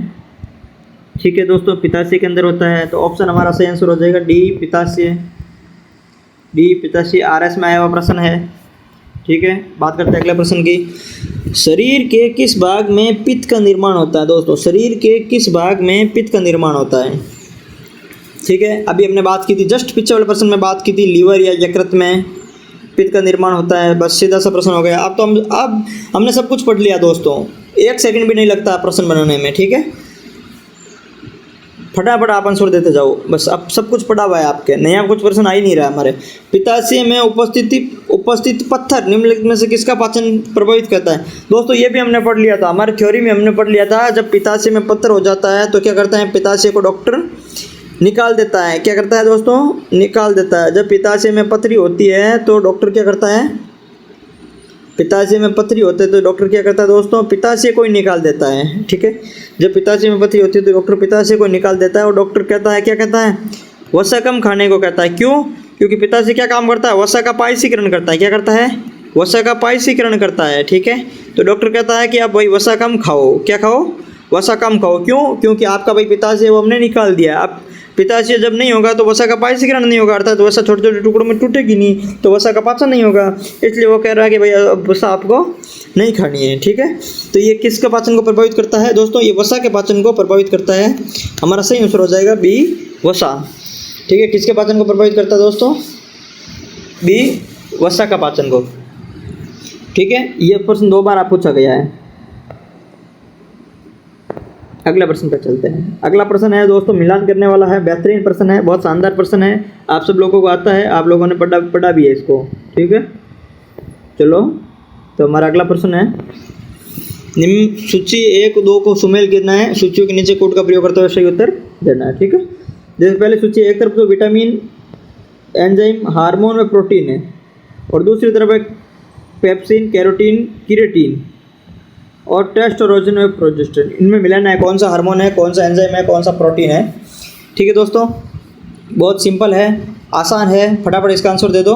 क्या होगा आंसर? मिलान करके फिर ये जो आंसर है इनमें से देना है, नीचे दे रखे हैं कूट, इसमें से आंसर देना है। ठीक है, शानदार प्रश्न है, अच्छा प्रश्न है, पूछ जाने लायक प्रश्न है, इजी प्रश्न है। अभी तक हम इस प्रश्न की चर्चा कर चुके हैं। ठीक है, और सभी को आता है। तो दोस्तों इसमें विटामिन कौन सा होता है? ठीक है, हार्मोन कौन सा होता है? जैसे हमने पढ़ लेते हैं हार्मोन टेस्टोस्टेरोन एंड टेस्टोस्टेरोन और प्रोजेस्टेरोन। क्या है दोस्तों? ये एक प्रकार का हार्मोन है। क्या है? हार्मोन है। तो सी में हमारा चौथा सही हो जाएगा।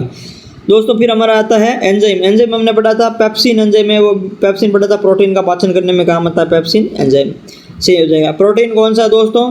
प्रोटीन तो केरोटीन जो है, कीरेटिन जो है दोस्तों, कीरेटिन, ये कीरेटिन है, ये हमारा प्रोटीन है। ये किस में पाया जाता है दोस्तों? बाल या नाखून या फिर खुर। बाल, नाखून या खुर में पाए जाने वाला प्रोटीन कौन सा दोस्तों? कीरेटिन प्रोटीन है। कौन सा प्रोटीन है? कीरेटिन प्रोटीन है। और कैरोटीन किसका नाम है दोस्तों? ये विटामिन आता है। कैरोटीन किससे आता है? विटामिन में। जो गाजर होता है, गाजर में पाया जाता है कैरोटीन, ठीक है। और ये कौन सा? विटामिन से संबंधित है। तो जो हमारा सही आंसर हो जाएगा वो आ जाएगा एक के अंदर 2, फर्स्ट में 2 इन दोनों में, दूसरे में 1, ये दोनों कॉमन है। फिर तीसरा हार्मोन किस में है? सी में चौथा दोस्तों, तो सी में चौथा इसमें क्या है? सी में चौथा, ठीक है। तो हमारा जो सही आंसर हो जाएगा ये बी, ठीक है। तो सही आंसर हो जाएगा हमारा बी, डी में तीसरा कैरोटीन। तो दोस्तों ये हो गया हमारा मिलान, इसका हमारा सही आंसर हो जाएगा ये, ठीक है। याद रख लेना, बाल, नाखून, खुर में कौन सा कीरेटिन प्रोटीन पाया जाता है। अगला प्रश्न है, ग्लूकोज का सूत्र है। दोस्तों बता दिया मैंने पहले या दूसरे प्रश्न में भी मैंने बताया आपको ग्लूकोज का सूत्र क्या है, C6H12O6, ठीक है। ग्लूकोज क्या है? एक प्रकार का मोनोसेकेराइड है। क्या है? मोनोसेकेराइड है। मोनोसेकेराइड है। क्या है? कार्बोहाइड्रेट है। ग्लूकोज क्या है? कार्बोहाइड्रेट है। यह एक प्रकार का मोनोसेकेराइड है। कार्बोहाइड्रेट की संरचना क्या होती है? COH होती है। कार्बोहाइड्रेट का अनुपात होता है COH, इन तीनों का अनुपात हमेशा 1:2:1 होता है। याद रख लेना, जैसे बात कर रहे हैं ग्लूकोज की, तो इसका 1 हो गया, ये 2 हो गया, ये 1 हो गया, अर्थात ये हमेशा इसी फॉर्मेट में रहेगा, C6H12O6, C7H14O7, C5H10O5, अर्थात 1:2:1 इसी रूप में हमेशा रहता है। CHO तीनों का अनुपात है 1:2:1 रहता है। मोस्ट इंपॉर्टेंट है, याद कर लेना। ग्लूकोज एक मोनोसेकेराइड संरचना है जिसका सूत्र C6H12O6 होता है, ठीक है। तो दोस्तों C6H12O6 होता है। तो जैसे दोस्तों C6H12O6 है, ये हमारा सही आंसर हो जाएगा हमारा ये C6H12O6। जैसे दोस्तों C6H22 और O11, ये क्या है? C6H22 और O11, ये दोस्तों है माल्टोज। किसका सूत्र है? माल्टोज को, या फिर डाइसेकेराइड कह दो, आप सीधा कह दो डाइसेकेराइड, क्योंकि मोनोसेकेराइड का ये सूत्र होता है C6H12O6 और डाइसेकेराइड का सूत्र ये हो गया डाइसेकेराइड, ठीक है। जैसे अब डाइसेकेराइड का सूत्र ये कैसे बना है अब देख लेते हैं। भाई हमने पढ़ा कि डाइसेकेराइड होती है, वो पढ़ी है, 2 मोनोसेकेराइड से मिलकर के डाइसेकेराइड बनती है, ठीक है। जैसे माल्टोज का हमने पढ़ा था ग्लूकोज प्लस ग्लूकोज, क्या पढ़ा था? ग्लूकोज प्लस ग्लूकोज होता है माल्टोज, ठीक है। तो 2 मोनोसेकेराइड मिलकर के क्या बनती है? डाइसेकेराइड। जैसे मोनोसेकेराइड है C6H12O6 प्लस C6H12O6, ठीक है। 2 मोनोसेकेराइड ये मिल गई, अब इसको बनकर क्या बनेगी? डाइसेकेराइड। तो इनका क्या होगा दोस्तों? निर्जलीकरण होगा। क्या होगा? निर्जलीकरण। इनका निर्जलीकरण किया जाता है, ठीक है। निर्जलीकरण करने के बाद में क्या बनता है? ये डाइसेकेराइड बनती है। क्या बनती है? डाइसेकेराइड बनती है, ठीक है। तो जैसे निर्जलीकरण कैसे होगा? तो -H2O इसमें से घटा देंगे। तो जैसे C6 का 6 और 6 C कितने हो गए? 12, C12। फिर H12 इधर है, H12 इधर है, H24 हो गई, लेकिन 24 में से 2 घटाने हैं तो H22। फिर O6 और O6 12 हो गए, लेकिन 12 में से 1 घटाना है तो O11। तो C12H22O11 किसका सूत्र है? डाइसेकेराइड का। तो हमारा जो पहला है वो तो होगा डाइसेकेराइड का, और ग्लूकोज का सूत्र है हमारा सही आंसर हो जाएगा C, ठीक है। आई बात समझ में दोस्तों? इतनी बात समझ में आ गई। अब चलते हैं अपने अगले प्रश्न पर। अगला प्रश्न है, उस प्रक्रिया को क्या कहते हैं जिसमें बड़े और जटिल कार्बनिक अणु एंजाइम की सहायता से छोटे और सरल अणु में बदलता है। हमने दोस्तों पहली कक्षा में बात की थी, पाचन के इंट्रोडक्शन वाली कक्षा में बात की थी। पाचन क्या है? पाचन है कि भाई बड़े और जटिल कार्बनिक पदार्थों को छोटे और सरल अणुओं में बदलना क्या कहलाता है? पाचन कहलाता है, ठीक है। और इसमें कौन सहायता करता है? एंजाइम सहायता करता है, ठीक है। तो हमारा जो सही आंसर हो जाएगा इसका दोस्तों हो जाएगा पाचन। ये हमारी फर्स्ट कक्षा इंट्रोडक्शन कक्षा थी, इसकी पाचन की परिभाषा हमने यही पढ़ाई थी, ठीक है दोस्तों। पाचन की परिभाषा हमने यही पढ़ाई थी। अब चलते हैं दोस्तों हमारा अगला प्रश्न पे। निम्न में से कौन मनुष्य के पाचन तंत्र का भाग है? पाचन तंत्र का भाग निम्न में से कौन सा भाग है? फटाफट आंसर दे दो दोस्तों, इजी है, हमारी फर्स्ट कक्षा का ही भाग है। फर्स्ट कक्षा में ही हमने ये पढ़ाया था, निम्न में से कौन मनुष्य के पाचन तंत्र का भाग है। जैसे हमने बताया था कि पाचन तंत्र के दो भाग होते हैं, कौन कौन से? पाचन एक तंत्र है, सिस्टम है, कंप्यूटर की तरह ये भी काफ़ी भागों से मिलकर के बना होता है। तो हमारा एक तो इसमें हमने कहा कि इसके अंदर होता है आहार नाल। आहार नाल क्या कहता है? शरीर के सभी अंगों को मिला करके बनी हुई होती है, ठीक है। जो अंग पाचन क्रिया में काम आते हैं उन्हीं को कहते हैं आहार नाल। और दूसरी होती है हमारी क्या थी? पाचक ग्रंथियाँ। पाचक ग्रंथियाँ थी दोस्तों, दूसरी हमारी क्या थी? पाचक ग्रंथियाँ थी। आहार नाल में हमने पढ़ा था मुख गुहा। क्या पढ़ा था? मुख गुहा। दूसरा ग्रसनी, फिर हमने पढ़ा था ग्रास नाल, ठीक है। फिर हमने पढ़ा था अमाशय, फिर हमने पढ़ा था छोटी आंत, फिर हमने पढ़ा था बड़ी आंत, फिर हमने पढ़ा था गुद्दा। ये तो आहार नाल के भाग है, ठीक है। 32 फीट लंबी होती है आहार नाल या 10 मीटर होती है, ये तो हमने आहार नाल। पाचक ग्रंथि में हमने पढ़ी थी लार ग्रंथि, अग्नाशय ग्रंथि, ठीक है, यकृत, पित्ताशय और आंतरिक ग्रंथियाँ, ये हमने पढ़ी थी ग्रंथियाँ।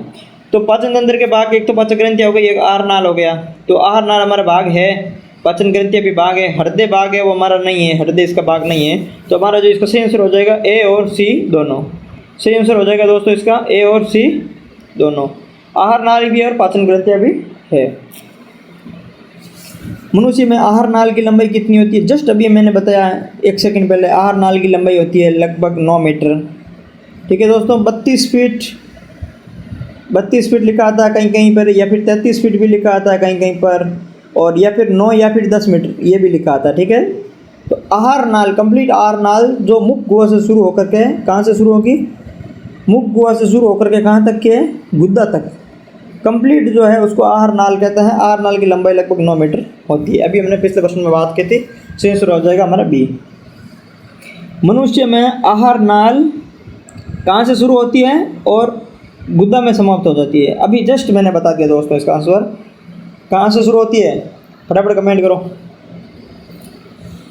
1 सेकंड पहले मैंने इसके बारे में चर्चा की थी। जो आहार नाल यहाँ खाली जगह में आएगी मुख। आहार नाल मुख से शुरू होती है और गुद्दा में समाप्त होती है। कितनी? 32 या 33 फीट होती है इसकी लंबाई। कितनी? 32 या 33 फीट इसकी लंबाई होती है। मीटर में बात करें तो 9 या 10 मीटर इसकी लंबाई होती है। कहाँ से शुरू होती है? मुख गुहा से शुरू होकर के गुद्दा में समाप्त हो जाती है। सही आंसर हो जाएगा ए मुख गुहा। अगला प्रश्न है, मनुष्य में आहार नाल का भाग है, मुख गुहा है अभी पढ़ा, ग्रास नली भी है, अमाशय भी है, इनमें से सभी, इनके अलावा छोटी आंत भी है, ग्रसनी भी है, बड़ी आंत भी है, गुद्दा भी है। तो ये सभी आहार नाल के भाग है। तो हमारा सही आंसर हो जाएगा इनमें से सभी, अभी पढ़ा है हमने, ठीक है। अगला प्रश्न है हमारा 40वां, निम्नलिखित में से कौन हमारे मुख गुहा में उपस्थित नहीं है? कौन सा भाग है हमारा मुख गुहा में उपस्थित नहीं? दोस्तों हमने हमारा दूसरा लेक्चर पढ़ा था थ्योरी के अंदर मुख गुहा। मुख गुहा में हमने बात की थी, एक जीभ के बारे में बात की, दूसरी हमने लार के बारे में बात की थी, तीसरी हमने दांत के बारे में बात की थी। लार ग्रंथियाँ भी होती है, जीभ भी होती है, दांत भी होते हैं, ठीक है। तो जीभ होती है, रस संबंधी ग्राही भी होते हैं, ठीक है दोस्तों, दांत भी होते हैं। तो कौन सा भाग उपस्थित नहीं होता दोस्तों मुख गुहा में? मुख गुहा में एपिग्लोटिस उपस्थित नहीं होता दोस्तों। हमने बात की थी मुख गुहा के बाद में मेरा दूसरा भाग था, कौन सा भाग था? ग्रसनी। मुख गुहा तो पहला था, कंप्लीट हो गया। आहार नाल का पहला भाग मुख गुहा था जिसके अंदर जीभ, लार, दांत थे। दूसरा भाग हमने पढ़ा था ग्रसनी और तीसरा हमने पढ़ा था ग्रास नाल या भोजन नाल, ठीक है। तो हमने कहा था कि ग्रसनी के अंदर एक एपिग्लोटिस नाम की संरचना होती है, ढक्कन होता है। एपिग्लोटिस ढक्कन कहाँ होता है? हमने कहा था कि ग्रसनी में होता है। यह क्या करता है? भोजन को श्वास नली में जाने से रोकता है। ये भी हमने पढ़ा था, भोजन को श्वास नली में जाने से रोकता है। एपिग्लोटिस होता है, भोजन को श्वास नली में जाने से रोकता है दोस्तों, ठीक है। और इसी को ही ट्रैफिक पुलिसमैन भी कहते हैं, इसी को भी ट्रैफिक पुलिस भी कहते हैं, इसी को भी ट्रैफिक पुलिसमैन भी कहते हैं। तो दोस्तों प्रश्न आता है ट्रैफिक पुलिसमैन किसको कहते हैं? तो एपिग्लोटिस ढक्कन को कहते हैं, गांठी ढक्कन भी बोलते हैं इसको। एपिग्लोटिस ढक्कन, गांठी ढक्कन ट्रैफिक पुलिसमैन कहते हैं। ये भोजन को श्वास नली में जाने से रोकता है। किस भाग में पाया जाता है? ग्रसनी भाग में पाया जाता है। तो जो हमारा सही आंसर हो जाएगा मुख गुहा में कौन उपस्थित नहीं होता? एपिग्लोटिस। क्यों? क्योंकि एपिग्लोटिस तो ग्रसनी में होता है। मुख गुहा के अंदर तो जीभ, लार और दांत होते हैं। जीभ, लार और दांत ये मुख गुहा में होता है, ठीक है दोस्तों। चलते हैं हमारे अगले प्रश्न पे। आगे बात इतनी समझ में? चलो जीभ के किस भाग से मीठे स्वाद का पता चलता है? जीभ के किस भाग से मीठे स्वाद का पता चलता है? दोस्तों अभी हमने हमारा फर्स्ट प्रश्न यही था कि आगे मीठा पीछे कड़वा। आगे मीठा ये हमने बनाई थी, जीभ बनाई थी, जीभ बनाई कि नहीं बनाई थी? उसमें ये कौन सा भाग था? मीठा। कौन सा भाग था दोस्तों? मीठा। पीछे वाला भाग कौन सा था? कड़वा। हमने कहा यही तो कहा था, पीछे कड़वा आगे मीठा, साइड में खट्टा और मीठा के पास में नमकीन। ये भाग कौन सा था? खट्टा। और ये कौन सा था दोस्तों? नमकीन। याद कर लेना, बीच में कोई स्वाद ग्रंथियाँ नहीं पाई जाती है। तो जीभ के किस भाग से मीठे का स्वाद पता चलता है? तो दोस्तों अग्र भाग से ही पता चलता है। हमारा सही आंसर हो जाएगा पहला। बगल भाग से पता चलता है खट्टा व नमकीन का। पश्च भाग से पता चलता है कड़वा का। ठीक है दोस्तों, पश्च भाग से पता चलता है कड़वा का और बगल के भाग से चलता है मीठा और नमकीन का। तो हमारा सही आंसर हो जाएगा अग्र भाग से मीठा। ठीक है। मनुष्य के दांत होते हैं दोस्तों, मनुष्य के दांत होते हैं, तो मनुष्य के दांत किस प्रकार के होते हैं? फटाफट आंसर दे दो इसका, फटाफट आंसर दे दो। ये भी पढ़ा रखा है मैंने, मुक्कुआ वाले में जो दांत पढ़े थे, दांत में सब कुछ पढ़ा रखा है। एक भी प्रश्न अभी हमने करवाया था ना, सभी प्रश्न हमने थ्योरी में करवा रखे थे। एक भी प्रश्न थ्योरी से हमारे बाहर नहीं है। ठीक है, अगर आप थ्योरी ढंग से पढ़ लेते हो, थ्योरी ढंग से नोट्स बना लेते हो, तो ये प्रश्न आपके सीधे सीधे हो जाएंगे, कुछ ही सेकंड में हो जाएंगे। ठीक है, तो ये हमारी प्रैक्टिस हो रही है और एक बार रिविजन भी हो रहा है साथ में। तो फटाफट इसको आंसर दे दो। तो दोस्तों दांत है जो थिकोडेंट भी होते हैं, हेटेरोडेंट भी होते हैं, डाइफोटेंट भी होते हैं। ठीक है दोस्तों, तो हमारा जो सही आंसर हो जाएगा इसमें से उपयुक्त सभी। ठीक है, उपयुक्त सभी। जैसे हमने बात की थी दांत की बात की थी। दांत कौन से कितने होते हैं? एक तो दांत होते हैं हमें अस्थायी। कौन से होते हैं? एक अस्थायी, एक होता है स्थायी। ठीक है, अस्थायी दांत वो होते हैं, कौन से दांत होते हैं? दूध के दांत। कौन से होते हैं दोस्तों? दूध के दांत, एक बार निकलते हैं। ठीक है, अस्थायी दांत कौन से होते हैं दोस्तों? अस्थायी दांत को दूध के दांत भी कहते हैं। अस्थायी दांत को दूध के दांत भी कहते हैं। और अस्थायी दांत कितनी बार निकलते हैं दोस्तों? एक बार नहीं, अस्थायी दांत 2 बार निकलते हैं। ठीक है, दूध के दांत है वो 2 बार निकलते हैं, 2 बार निकलते हैं। तो दोस्तों एक तो होता है अस्थायी दांत और एक होता है स्थायी दांत। अस्थायी दांत दूध के दांत को कहते हैं, अस्थायी दांत 2 बार निकलते हैं, तो इसलिए इसको कहते हैं द्विबार दंती। क्या कहते हैं दोस्तों? द्विबार दंती। द्विबार दंती कहते हैं। फिर इसको क्या कहते हैं? डाइफियोडेंट। क्या कहते हैं? डाइफियोडोंट। ठीक है, तो जो डाइफियोडोंट है वो किसका है? अस्थायी दांत है, दूध के दांत है, इसको डाइफियोडोंट भी कहते हैं क्योंकि ये 2 बार निकलता है। इसको द्विबार दंती भी कहते हैं, 2 बार निकलता है, द्विबार दंती कहते हैं। डाइफियोडोंट भी कहते हैं, दूध के दांत है, और अस्थायी दांत भी कहते हैं। स्थायी दांत है, एक बार निकलता है। स्थायी दांत है, एक बार निकलता है, याद रख लेना, एक बार निकलता है। इसको एक बार दंती कहते हैं। क्या कहते हैं? एक बार दंती कहते हैं इसको। और क्या कहते हैं? मोनोफियोडोंट भी कहते हैं। क्या कहते हैं? मोनोफियोडोंट भी कहते हैं। ठीक है, इसको क्या कहते हैं दोस्तों? मोनोफियोडोंट भी कहते हैं। फिर हमने बात की थी दांत के बारे में। दांत क्या होते हैं? कठोर उत्तक होते हैं दोस्तों। क्या होते हैं दांत? कठोर उत्तक होते हैं। दांत क्या होते हैं दोस्तों? कठोर होते हैं। फिर दांतों का अध्ययन क्या कहलाता है दोस्तों? ओडेंटोलॉजी। क्या कहलाता है? ओडेंटोलॉजी। ये सब कुछ हमने पढ़ रखा है दांत के चैप्टर में। दांत कठोर उत्तक होते हैं, दांतों का अध्ययन ओडेंटोलॉजी कहलाते हैं, ये भी सब पढ़ा है। दांतों की जो कोशिका होती है उसको क्या कहते हैं दोस्तों? ओडेंटोब्लास्ट। ठीक है, दांतों की कोशिका को क्या कहते हैं? ओडेंटोब्लास्ट कहलाते हैं। दांत कठोर उत्तक होते हैं, दांतों का अध्ययन क्या कहलाता है? ओडोंटोलॉजी कहलाता है। दोस्तों दांतों में एक प्रोटीन पाया जाता है। कौन सा प्रोटीन पाया जाता है? मोस्ट इंपॉर्टेंट है, याद रख लेना, डेंटिन प्रोटीन। कौन सा प्रोटीन पाया जाता है? दांतों के अंदर डेंटिन प्रोटीन पाया जाता है। ठीक है दोस्तों, फिर दांतों की जो सत्ती होती है वो सत्ती किसके कारण होती है दोस्तों? दांतों के अंदर जो सत्ती होती है वो सत्ती किसके कारण होती है दोस्तों? वो होती है फ्लोरीन के कारण। किसके कारण होती है? फ्लोरीन से दोस्तों दांत जड़ जाते हैं। फ्लोरीन से दोस्तों दांत जड़ जाते हैं। दांतों में प्रोटीन डेंटिन होता है दोस्तों। दांत कठोर उत्तक के बने होता है। दांतों का अध्ययन दोस्तों ओडेंटोलॉजी होता है। दांतों में कोशिका कौन सी होती है? ओडेंटोब्लास्ट होती है दोस्तों। दांत एक अस्थायी होते हैं, स्थायी होते हैं दूसरा। अस्थायी दांत दूध के दांत होते हैं, 2 बार निकलते हैं, द्विबार दंती कहते हैं, डाइफियोडोंट भी कहते हैं। स्थायी दांत एक बार निकलते हैं, एक बार दंती कहते हैं, मोनोफियोडोंट भी कहते हैं। ठीक है दोस्तों, यहाँ तक की बात आ गई समझ में आपका दांत के बारे में। ठीक है, जैसे दांत की संरचना भी हम बढ़ा लेते हैं, थोड़ा सीख लेते हैं। दांत जैसे दोस्तों दांत है, ये संरचना भरी हुई होती है, इसके बाहर में एक आवरण पाया जाता है। ठीक है, ये होती है जो ये आवरण है दोस्तों बाहरी, ये आवरण इसको क्या कहते हैं? इनेमल। क्या कहते हैं दोस्तों? इनेमल। और ये बाहर, ये अंदर वाला है वो है डेंटाइन। क्या है दोस्तों? डेंटाइन से बना होता है। और ये बाहर वाला इनेमल का बना होता है। ठीक है दोस्तों, दो भाग होते हैं, बाहरी भाग इनेमल होता है, आंतरिक भाग डेंटाइन होता है। ये किसका बना होता है? डेंटाइन कैल्शियम किसका बना होता है दोस्तों? कैल्शियम फास्फेट का। किसका बना होता है? कैल्शियम फास्फेट का बना होता है। और ये इनेमल किसका बना होता है? कैल्शियम एपेटाइट का। किसका बना होता है दोस्तों? कैल्शियम एपेटाइट का। याद रख लेना, कैल्शियम एपेटाइट का बना होता है इनेमल दोस्तों। इनेमल दोस्तों किसका बना होता है? कैल्शियम एपेटाइट का। सफ़ेद होता है और सबसे मजबूत अर्थात सबसे कठोर पदार्थ कौन सा होता है? इनेमल होता है। याद रख लेना, सबसे कठोर पदार्थ इनेमल। इनेमल सफ़ेद होता है, कैल्शियम एपेटाइट का बना होता है। दूसरा आंतरिक भाग डेंटाइन होता है, वो कैल्शियम फास्फोरेट का बना होता है। ठीक है, 80 से 85% भाग है दांत का, वो किसका बना होता है? डेंटाइन का ही बना होता है। इनेमल तो एक परत है। ठीक है, दांत हो गया। अब चलते हैं हमारा अगला प्रश्न। अगर सोनू के पास दूध के दांत हैं तो इसकी संख्या अधिकतम कितनी हो सकती है? हमने बताया था दोस्तों, दूध के दांत की संख्या कितनी होती है? 20 होती है। दूध के दांत कौन से दांत होते हैं? अभी हमने बताया था अस्थायी दांत होते हैं। कौन से दांत होते हैं?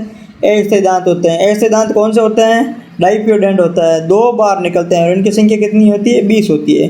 अस्थायी दांतों को जैसे हमने पिछली बार पढ़ा था, ये पढ़ा था जैसे यहाँ पढ़ा था, तो अस्थायी दांत की संख्या कितनी होगी दोस्तों? यहाँ लिख लो 20। और स्थायी दांत की संख्या कितनी होगी दोस्तों? 12।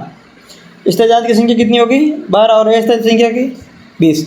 एक प्रश्न है दोस्तों, आप कमेंट करो इसका। मैं आपको पूछता हूँ, मानव के जीवन काल में आप इसका उत्तर कमेंट करोगे। मानव के जीवन काल में कुल कितने दांत निकलते हैं? दोस्तों यह प्रश्न है, इसका उत्तर आप दो कमेंट बॉक्स में। मैंने थ्योरी का कक्षा में करवा रखे हैं कि भाई मानव के जीवन काल में कुल कितने दांत निकलते हैं, इसका आप आंसर दो। ठीक है, ये प्रश्न है आपके लिए, मानव के जीवन काल में कुल कितने दांत निकलते हैं। मैंने थ्योरी में हालांकि करवा रखा है, लेकिन आप इसका आंसर दे दो। अब चलते हैं अगले प्रश्न पे। जैसे ये हमने पढ़ लिया, दूध के दांत वाला हमने पढ़ लिया, 20 दांत होते हैं, अस्थायी दांत होते हैं, और स्थायी दांत हमारे 12 होते हैं। ठीक है, अगला प्रश्न पढ़ते हैं। एक व्यावसायिक व्यक्ति के दांतों के संबंध में कौन सही नहीं है? दोस्तों दांतों के संबंध में कौन सा कथन सही नहीं है? पढ़ लेते हैं कथन कौन सा है, आप आंसर देना। दांत अस्थायी होते हैं। कौन सी, किसके बारे में पूछ रहा है दोस्तों? वयस्क व्यक्ति के बारे में पूछ रहा है। याद रखना, वयस्क व्यक्ति के बारे में पूछ रहा है, दांतों के बारे में कौन सा सही नहीं है पूछ रहा है। ठीक है, जैसे हमारा पहला कथन हो गया, दांत अस्थायी दांत होते हैं, स्थायी दांत होते हैं, संख्या में 32 होती है, और हेटेरोडोंट भी होते हैं। ठीक है दोस्तों, तो इसका जो सही आंसर है, जैसे इन्होंने वयस्क की बात की है, तो जो कौन सा अस्थायी दांत वयस्कों में नहीं होता है। अस्थायी दांत सिर्फ किस में होता है? बच्चों में होता है। अगर बच्चे नहीं आते हैं तो दांतों के संबंध पूछते हैं तो ये भी सही हो जाता है, लेकिन उन्होंने स्पेशल वयस्क के लिए पूछा है। तो वयस्क में स्थायी दांत होते हैं, दांत 32 होते हैं, हेटेरोडोंट भी होते हैं। ठीक है दोस्तों, तो जो वयस्क में अस्थायी दांत है वो नहीं होते हैं, तो सही आंसर हो जाएगा हमारा ए। अगला प्रश्न है, दूध के दांत में अनुपस्थित होते हैं। दूध के दांत में क्या अनुपस्थित होता है? ठीक है दोस्तों, तो अब जैसे दूध के दांत में अनुपस्थित होता है, दूध के दांत कौन से हैं? कर्तनक, अग्रचर्वणक, रत्नक व चर्वणक। हमने बात की थी दांतों के बारे में कि जो बच्चों में कौन सा दांत नहीं होता है। हमने ये पढ़ा था कि बच्चों में कौन सा दांत नहीं होता है। दोस्तों बच्चों में कौन से दांत नहीं होते हैं, ये हमने पढ़े थे। इन्होंने पूछ लिया कि दूध के दांत में कौन से उपस्थित नहीं होते हैं। दोस्तों कितना शानदार तरीके से इन्होंने प्रश्न पूछा है, तो इसका मतलब यही हुआ कि बच्चों में कौन से होते हैं? दूध के दांत। वे दूध के दांत बोलो या फिर बच्चों में बोलो, एक ही बात है। दूध के दांत में कौन सा दांत नहीं होता है या फिर बच्चों में कौन सा दांत नहीं होता है, ये हमने पढ़ा लिया। अच्छे तरीके से हमने पढ़ाया है। कौन से दांत होते हैं दोस्तों? प्रीमोलर है जो बच्चों में उपस्थित या फिर दूध के दांत में उपस्थित नहीं होते हैं। प्रीमोलर बाद में आते हैं दोस्तों। और आप कमेंट करके बताओ कि प्रीमोलरों की संख्या कितनी है। ठीक है, और उसके बाद में जो दूसरा है, कौन सा मोलर उपस्थित नहीं होता है। देखो दोस्तों, अगर पूरा पूछे दांत में तो कौन सा दांत उपस्थित नहीं है? प्रीमोलर दांत बच्चों में पूरे ही उपस्थित नहीं होते हैं। इसका सही आंसर हो जाएगा अग्रचर्वणक। हिंदी में कहते हैं इसको अग्रचर्वणक, ये उपस्थित नहीं होता है। सही आंसर हो जाएगा अग्रचर्वणक। ठीक है दोस्तों। लेकिन जो अगर बच्चों की बात करें तो उसमें अगर चरणों या प्रीमोलर तो कंप्लीट उपस्थित नहीं होते हैं। आप बताओ कि वयस्कों के अंदर प्रीमोलरों की संख्या कितनी है। और एक सवाल ये भी बताओ कि जो मोलर है उस मोलर के अंदर कौन सा मोलर बच्चों में नहीं पाया जाता है, कौन सा मोलर बच्चों में नहीं पाया जाता है ये बताओ। इसको बोलते हैं अक्ल दाढ़ या विजडम टीथ। अक्ल दाढ़ दोस्तों क्या बोलते हैं इसको, अक्ल दाढ़ या विजडम टीथ। क्या बोलते हैं, विजडम टीथ। ठीक है दोस्तों, ये बोलते हैं अक्ल दाढ़ या विजडम टीथ बोलते हैं। और प्रीमोलर को क्या बोलते हैं दोस्तों, चिक टीथ। क्या बोलते हैं, चिक टीथ। ठीक है, ये बच्चों में नहीं पाया जाता है। तो विजडम टीथ के अंदर कौन सा मोलर है जो बच्चों में नहीं पाया जाता। प्रीमोलर तो कंप्लीट नहीं पाए जाते हैं, और कौन सा मोलर बच्चों में नहीं पाया जाता है ये आप जो कमेंट करके बताओ। ठीक है, अगले प्रश्न पर चलते हैं। दंत सूत्र में वयस्क मनुष्य में कुल कर्तनक इंसिजर दांतों की संख्या कितनी होती है दोस्तों। वयस्क मनुष्य में इंसिजर दांतों की संख्या कितनी होती है। ठीक है, किसे, दंत सूत्र में। जैसे हम बात कर रहे हैं दंत सूत्र की पूछे, दंत सूत्र हम बात कर रहे हैं। जैसे दंत सूत्र एक बार रिविजन कर लेते हैं, हालांकि मैंने थ्योरी में अच्छे तरीके से करवा रखा है। दंत सूत्र है किसके लिए, वयस्क के लिए। तो वयस्क के लिए दंत सूत्र कौन सा होगा, 2 1 2 3 2 1 2 3 इंटू 2, ये है वयस्क का सूत्र है। यहाँ कौन सा होगा, इंसिजर, कैनाइन, प्रीमोलर और मोलर, यही होता है दोस्तों। ठीक है, इन्होंने पूछा है कि वयस्क मनुष्य में इंसिजर की संख्या, तो इंसिजर कितनी हो जाएगी, कितनी हो जाएगी इंसिजर, 2 ऊपर जबड़े में एक साइड में, 2 नीचे के जबड़े में एक साइड में। ठीक है, 2 2 हो गए 4 आधे साइड में, तो पूरा हो गया इंटू 2, 4 इंटू 2 कितने हो गए, बराबर 8। तो दोस्तों इंसिजर की संख्या कितनी हो जाएगी हमारे इसमें, 8। हमारा सही आंसर हो जाएगा सी। ठीक है, अगर पूछ ले कैनाइन की संख्या, तो कैनाइन की संख्या 2 ऊपर हो गई, एक ऊपर एक नीचे 2, और 2 2 इंटू 2 4, तो कैनाइन की संख्या हो गई 4। फिर पूछते दोस्तों प्रीमोलर की संख्या, तो प्रीमोलर की संख्या हो जाएगी दोस्तों 4 इंटू 2 बराबर 8। फिर पूछ ले मोलर की संख्या, तो 3 3 6 इंटू 2 12। ठीक है, तो दोस्तों ये है वयस्क मनुष्य का अंदर दंत सूत्र। ठीक है, और बच्चों का दंत सूत्र क्या है दोस्तों, बच्चों का दंत सूत्र क्या है, बच्चों का दंत सूत्र ठीक है क्या है, 2102 2102 इंटू 2, ये दोस्तों बच्चों का है। ठीक है, वयस्कों का 2123 था, बच्चों का 2102। ये 02 क्यों आया, क्योंकि दोस्तों जैसे इंसिजर, कैनाइन, प्रीमोलर और मोलर हैं, तो हमने बात की थी दोस्तों बच्चों के अंदर प्रीमोलर नहीं पाया जाता है, इसलिए यहाँ संख्या हमने 0 कर ली, अर्थात दूध के दांत या फिर बच्चों के अंदर प्रीमोलर नहीं पाए जाते। फिर हमने बात की थी कि कौन सा मोलर नहीं पाया जाता, तो दोस्तों जैसे वयस्कों के अंदर मोलर जो 3 होते हैं, तो इनके अंदर एक मोलर नहीं पाया जाता है, इसलिए यहाँ संख्या 2 हो गई। तो बच्चों के अंदर एक तो प्रीमोलर पूरे नहीं पाए जाते हैं, इसलिए इनकी संख्या होती है 0, और एक मोलर के अंदर दोस्तों 3rd मोलर इनमें नहीं पाया जाता है। बच्चों याद रख लेना, मोस्ट इंपॉर्टेंट है दोस्तों, कौन सा मोलर नहीं पाया जाता, 3rd मोलर। प्रीमोलर भी नहीं पाया जाता, 3rd मोलर एक नहीं पाया जाता है, तो इनमें जो संख्या है ये उपस्थित होता है, इसलिए इनकी।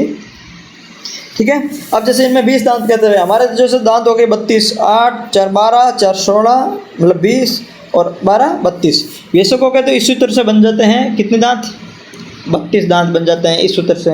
अब बच्चों के इस सूत्र से दोस्तों 20 दांत कैसे हुए, 12 दांत कौन से नहीं है। ठीक है, अब बात करते हैं बच्चों के लिए। बच्चों के लिए 20 दांतों का हम पोस्टमार्टम करते हैं। तो जैसे हमने बात की थी इंसिजर की बात करते हैं, तो इंसिजर तो बच्चों में पूरे हैं, तो कितने हो गए दोस्तों, 8 दांत। फिर कैनाइन की बात की थी, कैनाइन भी बराबर है, तो कैनाइन के भी 4 दांत बराबर है वयस्कों के। फिर बात की थी प्रीमोलर हमारे 0 हो गए, और फिर बात की थी मोलर की, तो मोलर कितने हैं, 2 2 4 इंटू 8, अर्थात 4 इंटू 2 मोलर कितने हो गए 8, तो मोलर हो गए 8 हमारे। ठीक है, प्रीमोलर हमारे 0 हो गए, तो कितने हो गए दोस्तों, 8 4 12 और 8 20, तो हमारी संख्या हो जाएगी दोस्तों 20। ठीक है, कौन से 12 दांत नहीं है, अगर आप ऐसे याद करोगे तो कैसे याद होगा, जैसे प्रीमोलर है, तो जो सीधे दोस्तों जो प्रीमोलर है वो 8 दांत, तो दोस्तों प्रीमोलर सीधे नहीं होंगे, 8 दांत हैं कौन से, प्रीमोलर तो पूरे ही नहीं है, इसका मतलब 8 तो सीधे कम हो गई, 32 में से 8 गई, पीछे बचे 24। फिर थर्ड मोलर नहीं है दोस्तों, तो एक, दो ऊपर वाले जबड़े में, दो नीचे वाले जबड़े में, तो कितने, 4 थर्ड मोलर है, वो 4 नहीं है, तो 4 ये गए, तो टोटल कितने बचे दोस्तों, 20। ठीक है, अब चलते हैं अगले प्रश्न पे। हमारा अगला प्रश्न है, फटाफट उत्तर दे दीजिए। मनुष्य में उन दांतों की संख्या कितनी है जो पूरे जीवन काल में एक ही बार निकलते हैं दोस्तों? अभी मोस्ट इंपॉर्टेंट प्रश्न है, मैंने अभी पहले कमेंट में कहा था कि आप इसका आंसर दो। ठीक है, मनुष्य में उन दांतों की संख्या कितनी है जो पूरे जीवन में एक बार निकलते हैं? ठीक है, मैंने जो प्रश्न पूछा था वो क्या था, पूरे जीवन में, जीवन काल में कुल कितने दांत निकलते हैं, कुल कितने दांत निकलते हैं। मैंने ये प्रश्न आपको ये पूछा था, पूरे जीवन काल में कुल कितने दांत निकलते हैं, और यह प्रश्न ये है उन दांतों की संख्या कितनी है जो पूरे जीवन काल में सिर्फ एक ही बार निकलते हैं दोस्तों। जैसे दूध के दांत हैं वो कितने हैं, 20, तो ये दांत है वो जीवन में कितनी बार निकलते हैं, 2 बार निकलते हैं। हमने बात की थी अस्थायी दांतों की, तो ये कौन से दांत है, अस्थायी दांत है। हमने बात की थी स्थायी दांत, स्थायी दांत कौन से होते हैं, तो एक ही बार निकलते हैं, एक बार दंती दांत कहते हैं, मोनोफियोडोंट भी इसको कहते हैं। इसको क्या कहते हैं दोस्तों, मोनोफियोडोंट, या एक बार दंती, या एक ही बार निकलते हैं, या फिर स्थायी दांत, और इसकी संख्या भी हमने बताई थी कितनी, 12। तो हमारा सही आंसर हो जाएगा इसका 12। ठीक है, चलते हैं अगले प्रश्न पर। निम्नलिखित में से कौन मोनोफियोडोंट है, सेम बात आ गई, वापस आ गई, कौन मोनोफियोडोंट है जो एक ही बार निकलते हैं दोस्तों? एक ही बार कौन से दांत निकलते हैं दोस्तों? एक तो अक्कल डाड है, वो भी एक बार निकलती है, और अग्र चौर्णक है, वो भी एक ही बार निकलती है। अभी हमने बात किया था प्री मोलर है, वो बच्चों में नहीं होता है, सिर्फ वयस्कों में होता है, तो 8 दांत तो वो एक बार निकलते हैं। फिर हमने बात की थी अक्कल डाड की बात की थी हमने, या फिर हमने बात की थी विजडम टीथ की, या फिर हमने बात की थी थर्ड मोलर की। कौन सा मोलर, जो बच्चों में नहीं होता है, तो ठीक है, कौन सा मोलर, अक्कल दांत, विजडम टीथ या थर्ड मोलर, ये बच्चों में नहीं होता है, तो इसकी संख्या हो गई 4, और प्री मोलर की संख्या हो गई 8। तो कितने दांत, 12 दांत एक ही बार निकलते हैं, इसलिए इनको मोनोफियोडोंट भी कहते हैं। ठीक है, इसमें कौन कौन से दांत होते हैं, अक्कल दांत, अग्र चौर्णक। इसका सही आंसर हो जाएगा हमारा डी, ए और बी दोनों। अगला प्रश्न है हमारा, सामान्यतः जो अक्कल की दांत निकलती है दोस्तों, इन्होंने पूछा सामान्य जो अक्कल दाढ़ है वो किस उम्र तक निकलती है दोस्तों? सामान्यतः अक्कल की दाढ़ है वो हमारे 18 वर्ष के बाद निकलती है दोस्तों। क्या, कौन सा वर्ष है, 18 वर्ष के बाद में निकलती है। फिर अगला प्रश्न है, निम्नलिखित में से कौन दांत का भाग है दोस्तों? इनमें से कौन है वो दांत का भाग है, फटाफट आंसर दे दीजिए। हमने दांत के बारे में पढ़ा था, हमने पढ़ा था कि निम्न में से कौन दांत का भाग है। तो जैसे ग्रीवा है, दांत का भाग नहीं है दोस्तों, ग्रीवा है, दांत का भाग नहीं है दोस्तों। सिक्कर भी दांत का भाग नहीं है, जड़ भी दांत का भाग नहीं है, तो सही आंसर हो जाएगा इनमें से कोई नहीं। दांत का भाग इनमें से कोई भी नहीं है दोस्तों। कौन सा सही आंसर हो जाएगा, डी, इनमें से कोई नहीं। ठीक है दोस्तों, तो दोस्तों आज हमने पाचन तंत्र के कुछ महत्वपूर्ण प्रश्न किए, हमने कंप्लीट कर लिए दोस्तों। ठीक है, और इन प्रश्न के साथ में हमने पाचन तंत्र का कंप्लीट रिवीजन भी कर लिया है, और पाचन तंत्र की पार्ट टू जो कुछ महत्वपूर्ण प्रश्न है वो भी मैं और लेके आऊँगा। कौन से, PYQs भी, वो भी कौन से दोस्तों, PYQs भी होंगे जो किसी न किसी एग्जाम में आए हुए होंगे दोस्तों। ये जो मैं सीरीज़ लेके आ रहा हूँ वो मोस्ट इंपॉर्टेंट प्रश्न है दोस्तों, इनको आप तैयार करना है। और सबसे पहले आप थ्योरी कक्षा देखो, थ्योरी कक्षा के नोट्स बनाओ दोस्तों। नोट्स बनाने के बाद में मेरे PYQs के साथ में PYQs करो दोस्तों। PYQs इसके साथ में आपका एक बार वापस रिवीजन हो जाएगा, और PYQs के बाद में हम करेंगे NYQs। ठीक है दोस्तों, अगर आपको वीडियो अच्छा लगा तो कमेंट कीजिए, लाइक कीजिए, और दोस्तों के साथ में शेयर कीजिए, और चैनल को सब्सक्राइब जरूर कीजिए। धन्यवाद।